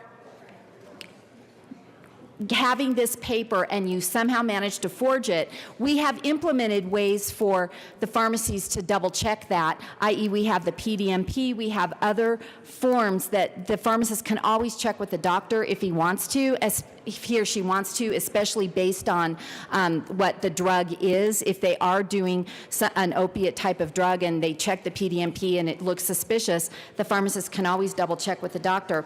And the other point that I wanted to make is that, yes, it might be possible to forge a doctor's signature. It might be. For driven patients with addictions, they might figure out a way to figure out which doctor it is and figure out their signature and somehow forge it. However, you can also figure out ways to hack into various computer systems. And I don't know how hard this one would be. I do know that the software that we're hearing about is pretty strict, and I do know a lot of doctors already e-prescribe, and for the option for the larger practices that want to buy it, I think that's a great option for them. But again, to mandate it, I just think is a big mistake because there can be problems. I just think that hacking into systems is a possibility that we would have to watch for. Eventually, they'll figure out how to get into computers just the same way that they get into forging signatures. So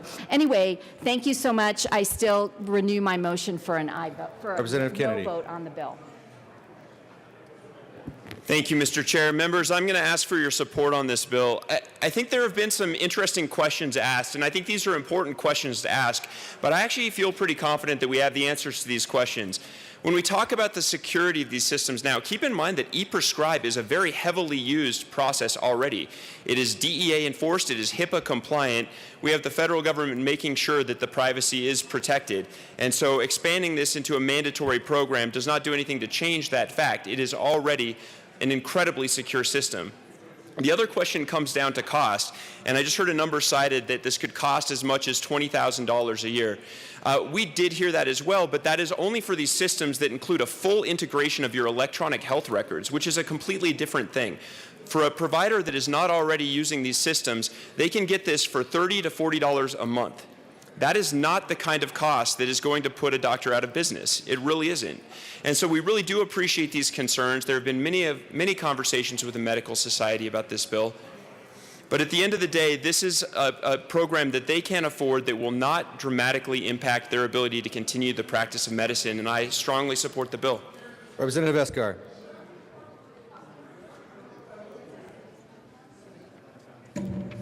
Thank you, Mr. Chair. Members, I won't belabor this anymore. I've had a lot of one-on-one conversations with people. I've had a lot of discussion in committee as well, but I will hold off for just a moment and let Representative Lawrence take the floor. Representative Lawrence. Well, I didn't mean to scare you off. Thank you, Mr. Chair. And to the information that we just heard, if ePrescribe is already widely implemented, why do we have to mandate this? It seems like the choice of using it or not using it seems to be working quite well. So that is my question with the whole thing. I think anytime you have to mandate something, you are looking for a problem that doesn't exist. Most of these doctors are going to choose the best practices for their patients and the way they run their offices. I don't think mandating this is the way to go. And because the system, the ePrescribe system, is already widely used. I just don't think this is necessary, and I would ask for a no vote. Representative Kennedy. Thank you, Mr. Chair. I appreciate that concern, but let's keep this in mind. When it comes to the overprescribing of opioids in the first place, it's not all doctors that are doing that, right? And the vast majority of doctors are doing fine, but a small percentage of them that are overprescribing these opioids have committed dramatically to our opioid dependence problem. So when we talk about this, it's true that a number of medical professionals are already working on these systems and doing everything they can to cut down on fraud, but not all of them are. And that is why this bill is coming forward, to make sure that we close these last remaining loopholes and make it harder for people to get addicted to these opioids in the first place. Representative Lawrence. Thank you, Mr. Chair. And having had a very recent experience, my son just had some major surgery and was prescribed opioids.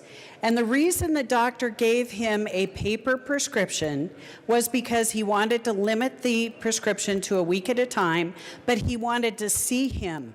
He wanted him to come into the office. He wanted to know how the recovery was going and if he needed that new prescription. There's a reason why some of these doctors prefer to do a paper prescription. That physician's office certainly has the ability to e-prescribe, but in certain instances, what they want to see is the patient so that they can assess the recovery and decide whether or not they need that prescription. So I think mandating the fact that every opioid prescription needs to be electronically sent to a pharmacy could set up more problems than we're looking for. And I think we need to leave it to the doctor and their practice and the interaction with that physician and their patient to decide what is best for them. So again, I would ask for a no vote. Representative Beckman. Thank you, Mr. Chair. This bill will not stop criminal behavior. It will not stop doctors who overprescribe. They're already being documented through the PDMP. This will not stop that issue. This bill is very favorable to the Walmarts and the big practices and the big grocery stores, the big hospitals in our state. But for those small practices that have not gone to electronic health records, it seems easy, but they have to be integrated. You can't keep some records on paper and on files and some records electronically. It doesn't work that way. For the small practices, for the practices that are they're doing a great job. Many of the people that came to testify had practices that we all know, love, and respect in the metro area. And they are saying, please don't do this over-regulatory burden. It's not going to solve the problem. It's going to cost us a lot of money. And in some cases, it will be disastrous to their practices. They urged us, please don't pass this bill. And I would ask for a no vote. Representative Humphrey. Thank you, Mr. Chair. I just wanted to come up and just share a little bit of some testimony that we heard in committee from a local doctor at an office with six physicians. They said they see about 300-400 patients a week, and write that many or more prescriptions a week. And she shared the following with us. She said, our practice does not have an electronic medical system. We still have paper-based charts and take care of all our patients with the same care we always have. We hand our patients their prescription at the end of their visit or call or fax it to their pharmacy depending on their preference. The burden to my small practice of being required to adopt electronic prescribing would put our practice out of business. The cost of purchasing, not just EHR software, but the computers, employee training, and IT costs would not be sustainable for my practice. A new HER would cost upwards of $60,000 to purchase, and the cost to my office for training, IT costs, including data protection and equipment updates, would add another $100,000. And we certainly don't need to be doing that to doctors in our area. And of course, the bill is far broader than the opioid issue. This applies to every prescription. And this is just this bill is much broader than that focus and has far-reaching effects. And we're being told that this would put doctors out of business, and it could have a lot of unforeseen consequences. So please vote no. Is there any further discussion? Representative Sandridge. Just real quick, I do stand here opposing this bill. I do get concerned whenever I hear a mandate. Mandate often means that as a body, we know better than the profession, than the doctors. This does hurt the less fortunate, the poor. I mean, there are people out there that do shop around for the best deal. And there's people on fixed incomes who don't have enough funds, and they're looking for the best deal on medication, and this really hinders that. So on that note, I ask for a no vote. Any further discussion? Representative Esgar. Thank you, Mr. Chair, and thank you for the lively debate. I appreciate it all. I just have 2 points I want to hit home before we wrap this up. There's been a lot of conversation about the interaction between a doctor and a patient because of e-prescribe. This bill does nothing to eliminate that. In fact, the doctor still has to have an interaction with the patient in order to give them a prescription in the first place. The point is we're simply changing the process of how that prescription gets to the pharmacy. We're saying send it electronically versus a paper. Patient interaction with the doctor is still going to happen. The cost, $30 to $40 a month for a software program that is HIPAA compliant, DEA certified. You have to use a DEA enacting program to be able to send these prescriptions. If you would like to implement an EHR system along with that, that's when the numbers rise. That's when they start talking about having to go out of business. This bill isn't saying you have to have EHR. This bill is saying find a software compliant program. There's over 223 software programs right now available that do this. That's what this bill is asking. I just want to tell you who's in support of the bill, and I will walk away. The Colorado Retail Council, the Colorado Association of Health Plans, Colorado Senior Lobby, Colorado Municipal League, Colorado Association of Chiefs of Police, Colorado District Attorney's Council, Prescription Plus, Casey, Colorado Pharmacist Society, Anthem, Blue Cross Blue Shield, Colorado Dental Association, all in support of this bill. Optometrists, podiatrists, pediatricians, physician assistants, midwives, COPIC, Colorado Hospital Association, and family docs, neutral. Want to make sure you hear all of those supporters and those who went neutral on this bill. I strongly urge an aye vote on House Bill 1279. Is there any further discussion? Seeing none, the question before us is the passage of House Bill 1279. All in favor say aye. Aye. Opposed, no. That bill passes. Representative Garnett. Thank you, Mr. Chair. I move to lay over House Bill 1002 till Monday, April 16th. Seeing no objection, that bill will be laid over at the request of the Assistant Majority Leader. Representative Garnett. Thank you, Mr. Chair. I move to lay over Senate Bill 156 till Monday, April 16th. Seeing no objection, Senate Bill 156 will be laid over at the request of the Assistant Majority Leader.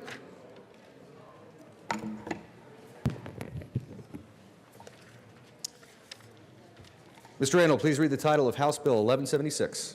House Bill 1176, Representatives Lee and Wist, House Senator Cook, concerning continuation of the grant program of the Department of Corrections to provide permanent funding to eligible community-based organizations to provide re-entry services to offenders in connection with the recommendations 2017 sounds a report of the Department of Regulatory Agencies.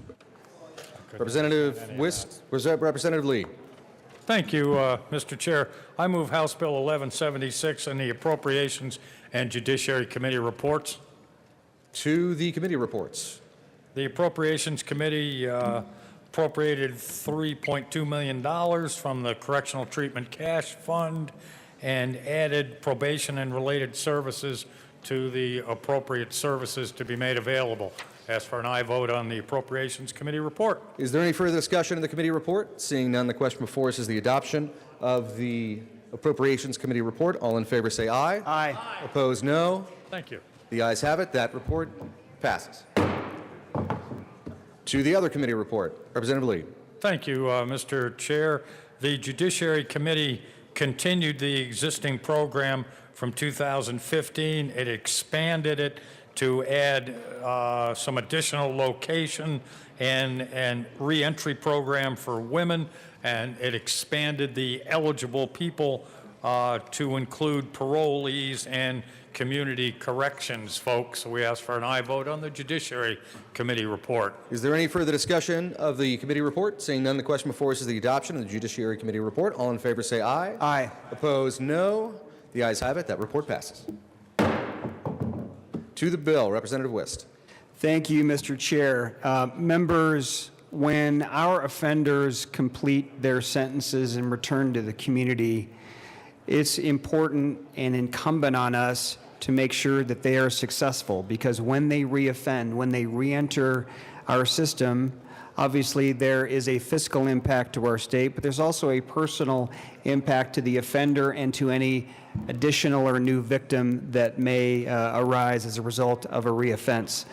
So the issue here is the coming together of public and private entities in a partnership to make sure that we avoid that these offenders, when they re-enter our communities, are successful. I appreciate the partnership with Representative Lee. We have found some money within the Department of Corrections budget, which is the Correctional Treatment Cash Fund from the Judicial Department, where we are utilizing those funds. We've worked with the board that oversees those funds to see that the purpose here is consistent with their mission. They're supportive of doing this. And again, this is a public-private partnership which will help us to utilize these resources wisely. So I ask for an aye vote on this bill. Representative Lee. Briefly, Mr. Chair, this bill was a pilot program that was terrifically successful. They met all and exceeded all of their goals. That's what we use pilot programs for. That's why we want to expand it and continue it. We ask for an aye vote on this bill.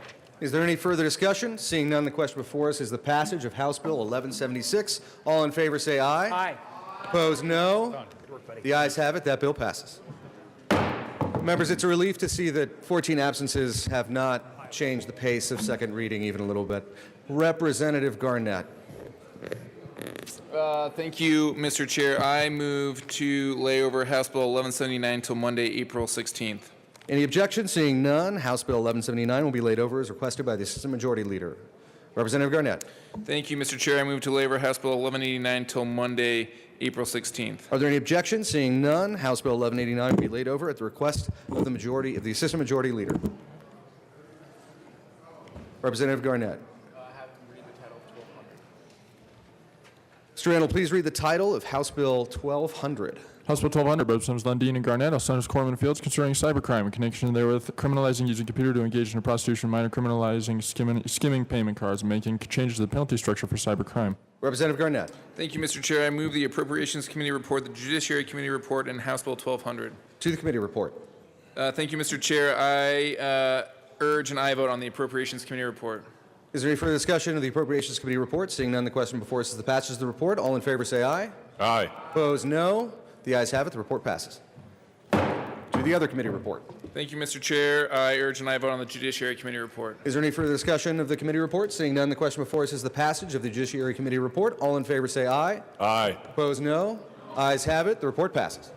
To the bill, Representative Lundin. Thank you, Mr. Chair. I move House Bill 1200. To the bill. Thank you very much, Mr. Chair. Members, this is a good bill. It brings us from language that was appropriate in the 1970s to language that is appropriate today, computers, cyber. It drags us into the 21st century where we belong. Please vote yes. Representative Garnett. Good bill, vote yes. Is there any further discussion of the bill? Seeing none, the question before us is the passage of House Bill 1200. All in favor say aye. Aye. Opposed, no. The ayes have it. That bill passes. Mr. Randall, please read the title of House Bill 1285.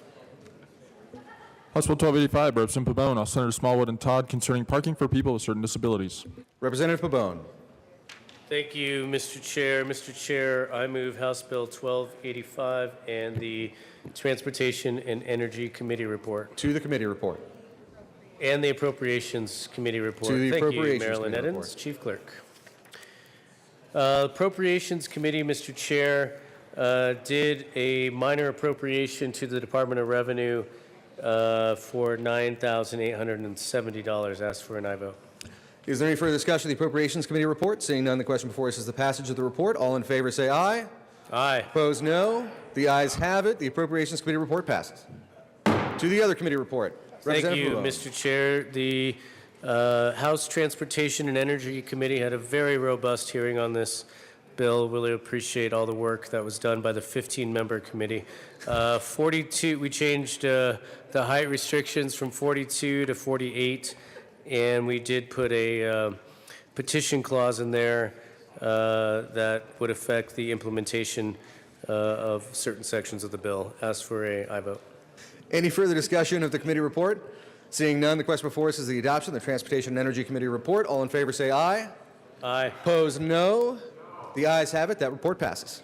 To the bill, Representative Pabon. Thank you, Mr. Chair. Mr. Chair, what this bill does is it's a culmination of the work of one gentleman in particular. His name is Chris Hines, and he is a disability advocate of advocates, working to ensure that disability parking is provided to those who most need it, but also to prevent or prohibit those who fraudulently seek to obtain a disability placard for no other reason but then to get free parking. And of course, that is something we would never want to do as the state of Colorado. And so thank goodness for his efforts on this bill. I really appreciate it. And I think this is a good bill, not just for Denver, not just for Colorado, but for all of us who care about the disability community in our respective areas of life. I ask for an aye vote. Any further discussion? Seeing none, the question before us is the passage of House Bill 1285. All in favor say aye. Aye. Opposed, no. The ayes have it. That bill passes. Mr. Randall, please read the title of House Bill 1301. House Bill 1301, Representatives Roberts and McLaughlin, House Senators Finberg and Donovan, concerning the protection of water quality from adverse impacts caused by mineral mining. Representative Roberts. Thank you, Mr. Chair. I move House Bill 1301, and there are no committee reports. To the bill. Thank you, Mr. Chair. Members, this bill brings into statute what's already happening to encourage safe mining and protect water quality. I ask for an aye vote. Is any further discussion? Seeing none, the question before us is the passage of House Bill 1301. All in favor say aye. Aye. Opposed, no. Ayes have it. That bill passes. Mr. Randall, please read the title of House Bill 1341. House Bill 1341, Representatives Dannison and Covarrubias, concerning creation of the Colorado State Apprenticeship Resource Directory. Representative Danielson. Thank you, Mr. Chair. I move House Bill 1341. To the bill. And I move the Appropriations Committee report. In that case, to the Appropriations Committee report. Representative Danielson. Thank you, Mr. Chair. In the Appropriations Committee, we approved the bill's necessary funding to set up the state's first apprenticeship directory. Is there any further discussion of the Appropriations Committee report? Seeing none, the question before us is the passage of the report. All in favor say aye. Opposed, no. The very few ayes in the room have it. That report passes. To the bill, Representative Danielson. Thank you, Mr. Chair. Thank you, colleagues. Today we come before you with House Bill 1341, expanding apprenticeships and vocational technical training opportunities. It's our duty in this body to continually work to improve educational opportunities for the young people in our state. For a lot of kids, college is the right path, but kids who aren't going to go to college deserve the same support and attention. That's the best way for us to help every student find opportunity. 1341 will increase access to apprenticeships and vocational technical training programs to put kids on the path to a good-paying job. In Colorado, we have many apprenticeships that could be the perfect match for any number of young people or folks seeking a new job. But one problem we face is how few people are made aware of these wonderful opportunities. For example, many of these programs pay a living wage from day one. Many of these programs provide strong health care and pension benefits. Most importantly, they train our future workforce into jobs that often pay $60,000 or more per year and allow people to learn a profession without incurring an enormous student debt. So in order to connect people with the information about apprenticeships and vocational technical training, we bring you House Bill 1341. Under the new measure, we will create an apprenticeship directory that may be accessed by students, guidance counselors, parents, workforce development councils, the Department of Labor, and most of all, any Coloradan seeking a new job opportunity. The directory will be available to the public through the Colorado Department of Labor and Employment. It will include information that will help people match up with the opportunity that best fits their future. That information will include the contact information, the process for applying, curriculum, on-the-job training, credits earned, compensation, and much more. All helpful information about these wonderful earn-as-you-learn opportunities. I also wanted to highlight, folks, what we heard in committee from some of the folks who testified that they could have used this exact thing when they were trying to find their career path forward. I think the most striking was a young woman named Sarah, who is a third-year apprentice learning to be a pipe fitter. She came to this out of chance. She met up with a couple of pipe fitters who said, boy, you would be qualified for this job. And she happened to fall into a really good situation, and what she said in her own words was, now I'm in the field that I want to work in, and I'm going to love my job for the rest of my life. We heard from Hank, who had a family connection to a good apprenticeship. But his point of view was, you shouldn't have to be an insider to get this information, help guide you down the right path. And we also heard from Dylan, who's a fourth-year apprentice, and what he told us was, because there wasn't something like this for him to access, he went and found a not-so-great apprenticeship opportunity where he spent thousands of dollars and a number of years going down a path that didn't give him the proper certification, that didn't give him on-the-job training, that didn't prepare him for a good-paying job that he loved. So he had to find his way back to a good and decent, well-paying, standardized apprenticeship, and now he's on the path that's going to produce the kind of future for him that he chooses, and he's extremely happy. Had something like this existed before, someone like Dylan or Sarah or Hank or the thousands of other people across the state, they would have had one place to gather this information and help them make their critical decisions when they're planning their future. So colleagues, I thank you for your time and attention today, and I respectfully ask for your support of House Bill 1341 so that we can create the state's first apprenticeship directory. Representative Covarrubias. Thank you, Mr. Speaker, Pro Tem. Folks, I'll take it. many of you know that I was in a local IBEW 111 electrical union, and I've been in the apprenticeship programs. I've taught in the apprenticeship programs on the union side and on the non-union side. And the one thing that I love about this bill is that this bill is open to all of Coloradans, whether you are in the union or the non-union side, in order to find these apprenticeships programs and get to the directory and start searching through with if you're a kid with your parents or young adult, you can start finding where these apprenticeships are. What I like about it is that the information that you can find, just like my colleague here says, you can find out how the steps work, how much money it's going to cost, how much money you can look to make. These apprenticeships are serious business, folks, because the work that we do out there on these pipelines and in the electrical industry and welding and all of that, it's very dangerous. And in order to have a 30 or 40-year career in many of these industries, you have to follow the proper steps so that you go home every night alive and with all your faculties.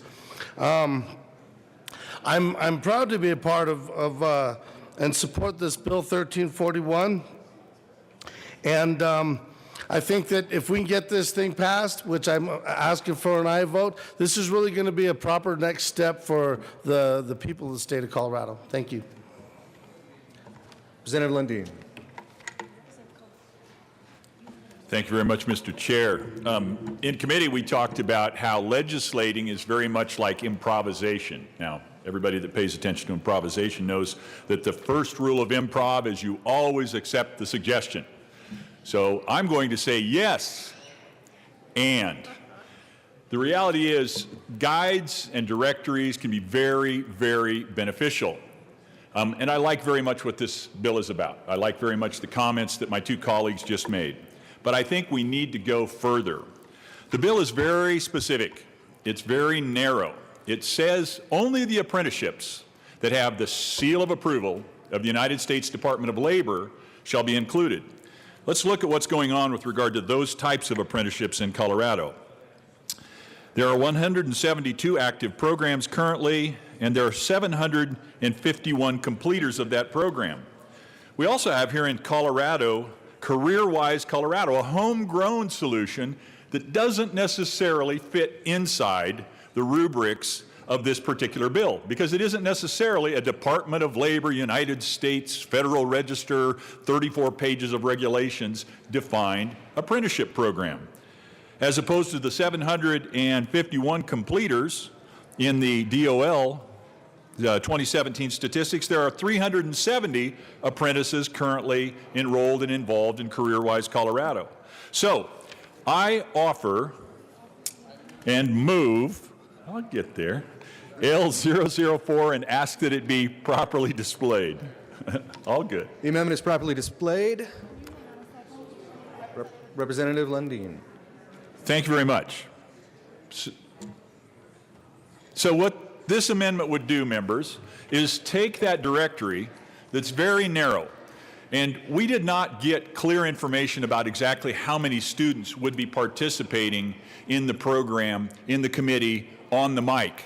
But off the mic, when I had a couple sidebars with the folks in the Labor Department and the folks who deal with this on a daily basis, their perspective was that the directory, as designed by this bill, would catch maybe 25, if we're lucky, 40% of the people involved in apprenticeship-type programs in Colorado. My argument is make the directory, make the guide thicker. Let's make the alternative pathways for students much more visible to them. So what this amendment would do is it says, let's take this bill, and where it says apprenticeship, add the words and value-add training. And then it drops down into the bill and it says that any program is reported at least annually, but more often as practicable by the Department of Labor, and they shall update the information in the apprenticeship and value-add training resource directory to include value-add employment training and apprenticeship programs. So what it does is it broadens out the array of opportunities, learning non-traditional learning opportunities for individuals who would be moving on into their career, on into the trades, on into another program or another employment opportunity other than this narrow set of United States Department of Labor sanctioned apprenticeship programs. So I have moved and asked for your support of this amendment.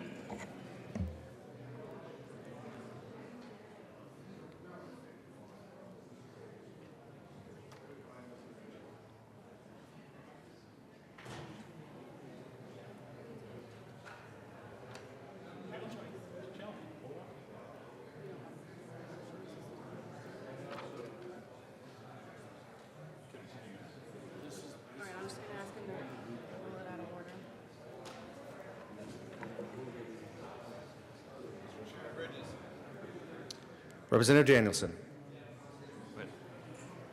I'm not going to withdraw.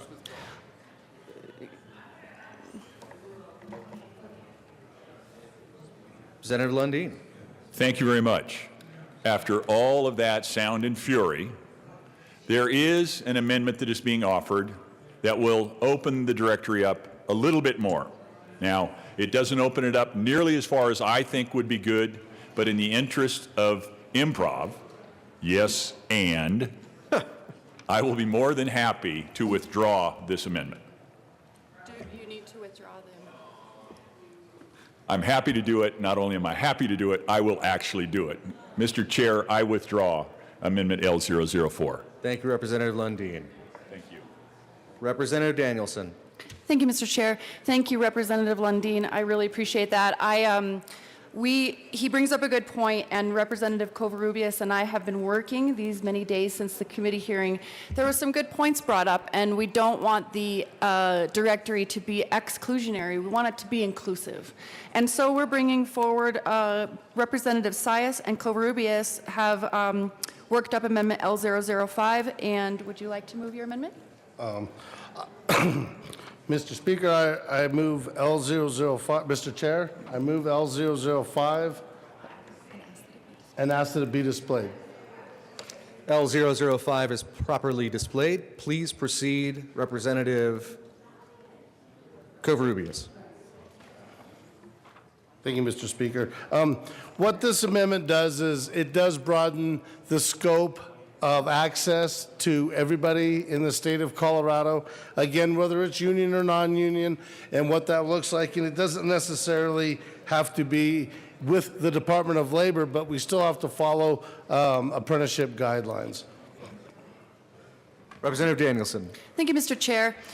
I just want to clarify that this amendment gives the opportunity for people to find even more career placement opportunities. So I thought it was a really good compromise, and it will strengthen the directory that we're creating, but it still maintains the initial integrity of the idea of making it very clear about the registered apprenticeships and giving people a pathway forward down whichever road they need to find their best career opportunity. It also makes it very clear that we are talking about union and non-union opportunities, and just gives us some guidelines on kind of broadening the directory. So I would urge an aye vote on this amendment.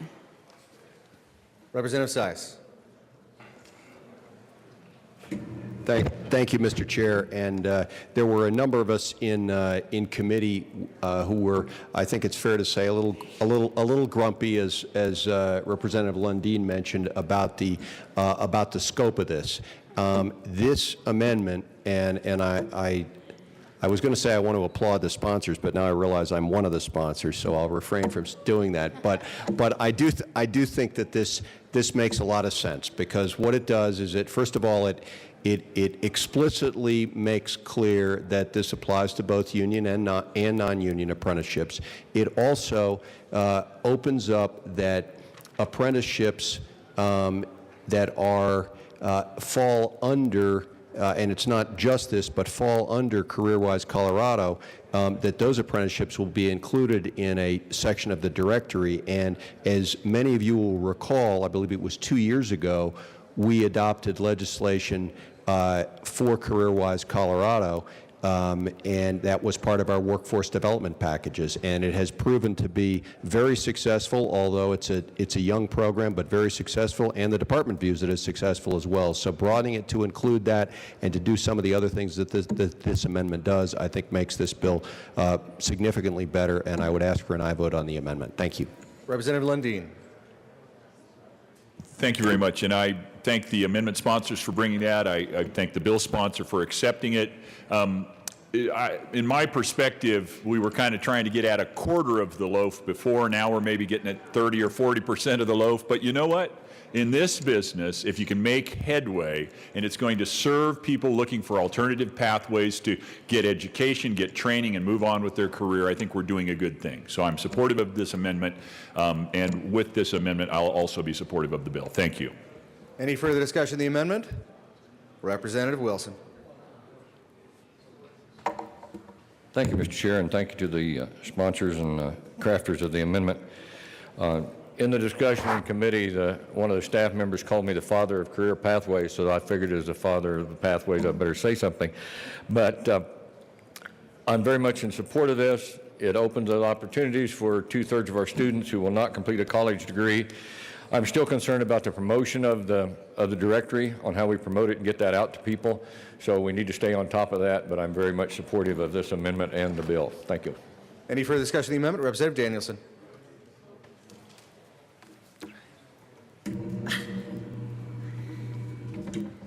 Thank you, Mr. Chair. Thank you, Representative Wilson. It's an excellent point. You know what's going to really help promote this directory, really get the word out there? Passing this bill, accepting this amendment, passing the bill, showing the people in the state of Colorado that we care about this, and working with our community partners to promote the thing and get the information in the hands of schools, counselors, workforce development projects, parents, and most importantly, young people looking for a good job and other folks looking to transition to a better job. So I appreciate the question. We're going to work hard to do it. So I urge an aye vote on this amendment. Any Representative Covarrubias. Thank you, Mr. Speaker. It's important that we offer career paths other than the four-year college, so that we can open up the apprenticeships and different types of jobs for people that aren't necessarily geared towards the four-year college institution, or even if they are later on down the road. Companies are taking journeymen, and they will educate them further, and they'll help pay for the tuition, and that's huge. And one of the big things I want to say is it was really, really nice to find bipartisan work on this and get this together with both sides of the aisle, because ultimately that's our job here, is to make the lives better for the people in the state of Colorado. And I commend Representative Danielson and Sias and Lundin for helping us out on this. Any further discussion of the amendment? Seeing none, the question before us is the adoption of L005. All in favor say aye. Aye. Opposed, no. The ayes have it. That amendment passes. To the bill. Representative Danielson. Thank you, Mr. Chair. Thank you, colleagues. I just wanted to add one quick thing when I wrap up here. When I'm in my district talking to constituents and honestly talking to friends and neighbors all across the state, this is one thing that makes sense to them. They love the idea of creating this apprenticeship directory. Teachers are applauding this, saying, boy, if I had this tool in my classroom, I could have really utilized it to put my students on a better path forward, save them time and money while they find the career that's right for them. So even if you're a kid that's going to college, that's great if that's the path that you need to go down. If you don't go to school, you should get the same attention and support. So folks, I urge an aye vote on House Bill 1341, and again, I thank you for this opportunity. Is there any further discussion? Representative Covarrubias. Thank you, Mr. Speaker. I urge an aye vote on 1341 as amended. Appreciate your support. Thank you. Thank you. Any further discussion? Seeing none, the question before us is the passage of House Bill 1341. All in favor say aye. Aye. Opposed, no. That bill passes. Representative Garnett. Thank you, Mr. Chair. Good job today. I move the committee rise and report. You have heard the motion. Seeing no objection, the committee will rise and report.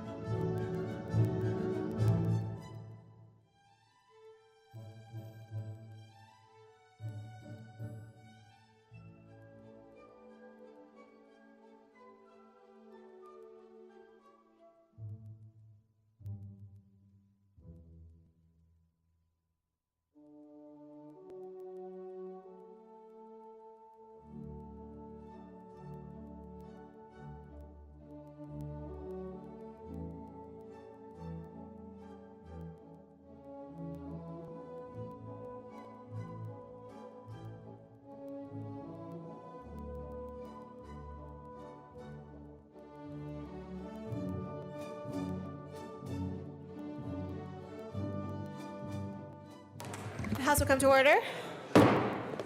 Mr. Randall, please read the report of the Committee of the Whole. Madam Speaker, your committee whole big report that's under consideration following attached bills being the second reading of their ranks following recommendations on House Bill 1176 is amended, House Bill 1200 is amended, House Bill 1279 is amended, House Bill 1285 is amended, House Bill 1301, House Bill 1341 is amended, passed second order, goes to counter for third reading and final passage. Senate Bill 76 is amended, passed in order revised, placed to counter for third reading and final passage. House Bill 1002, House Bill 1179, House Bill 1189, House Bill 1272, Senate Bill 156 laid over until April 16th, 2018, retaining the place in the counter. All right, members, there is an amendment at the desk, but Representative Bridges. All right, you've heard the motion. We have the Winkler amendment to the report of the Committee of the Whole. So members, if you could please pay attention. Mr. Randall, please read the amendment. Representative Winkler moved to amend the report of the Committee of the Whole to reverse the action taken by the committee in not adopting the following Rosenthal Amendment L005 to Senate Bill 76 to show that said amendment passed and that Senate Bill 76 as amended passed. Representative Winkler.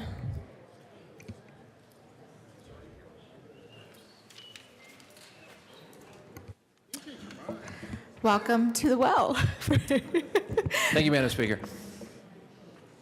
I move the Winkler Amendment to the Committee of the Whole. All right, properly There's a moved. yes vote. Would you like to tell us why? We had this, thank you, Madam Speaker. We had this discussion at length.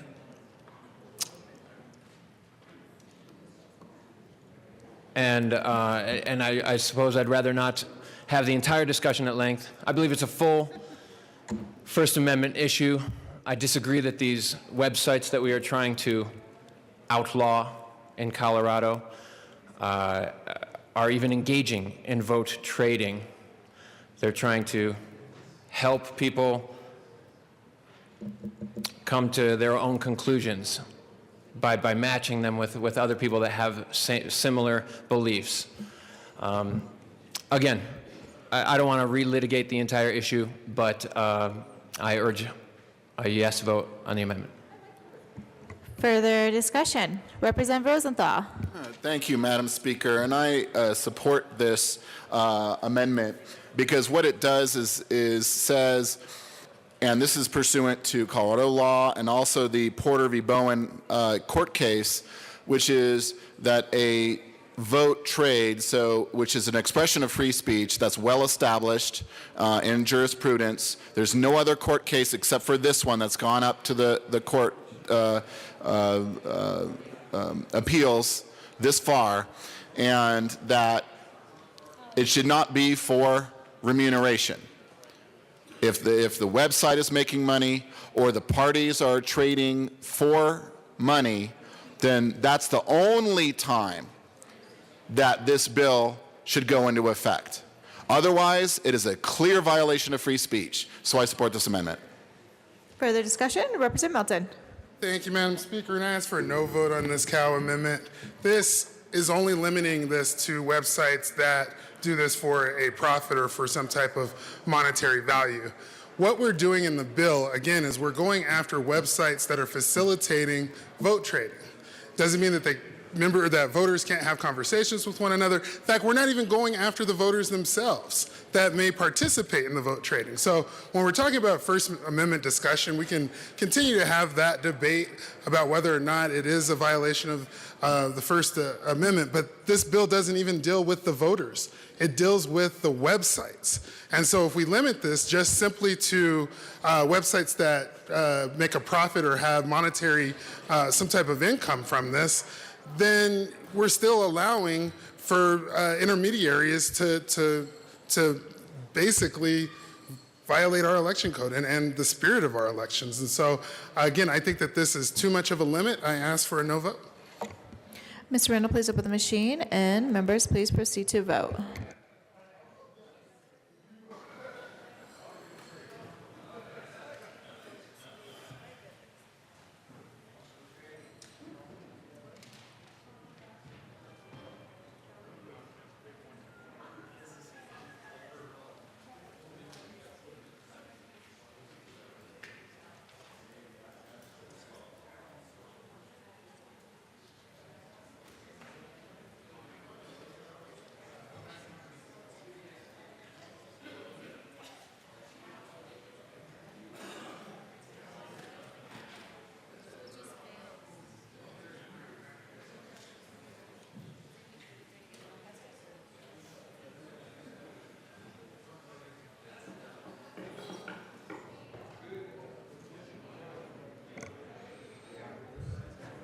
Representative Foote and Representative Hooton.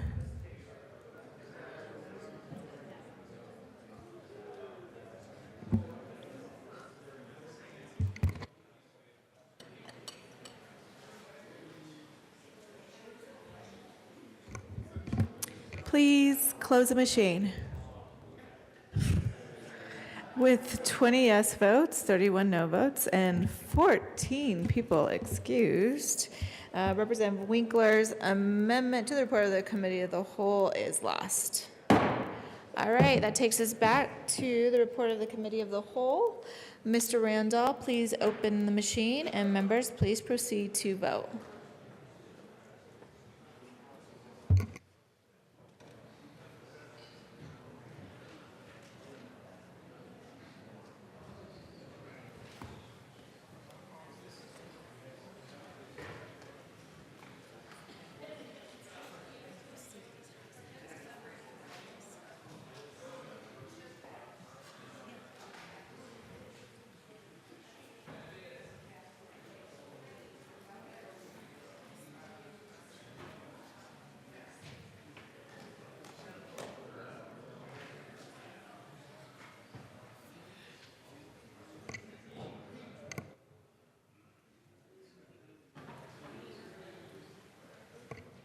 Please close the machine.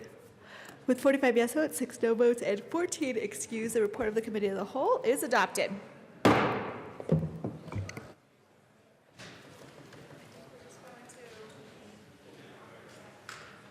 Announcements and introductions. Madam Majority Leader Becker. Members, it's 11:30, and after we go into recess, about 5 or 10 minutes after that, we are going to have our little baby shower for Representative Singer and Garnett and our staffer, Nate Brown. I don't see him right now. And so we've got some fantastic cakes. We're going to celebrate Pabone's birth of his child 3 years ago. And because he didn't get a party back then, so we want to reach out to Representative Nevels. He has 3 daughters. I'm sure at some point we should have commended him for that. Anyway, we've got some champagne and juice and some cake and a gift. So please join us 10 minutes after we adjourn, or after we go into recess. Further announcements or introductions. Representative Ransom.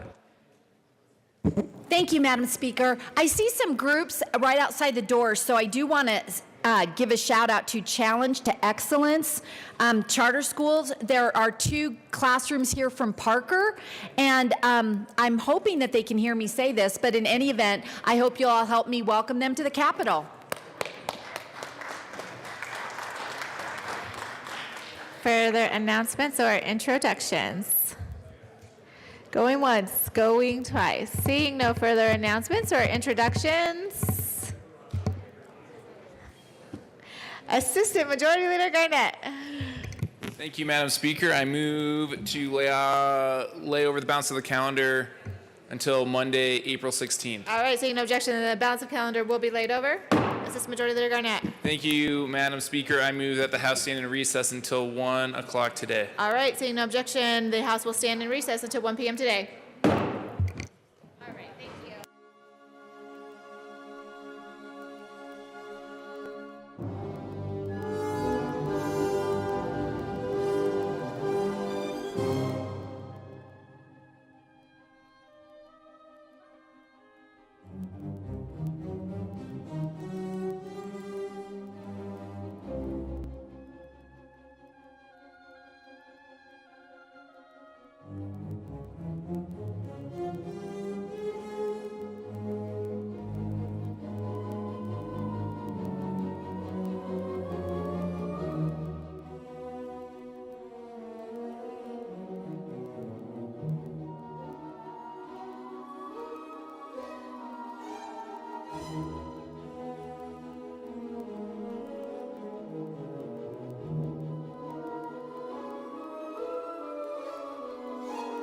Thank you.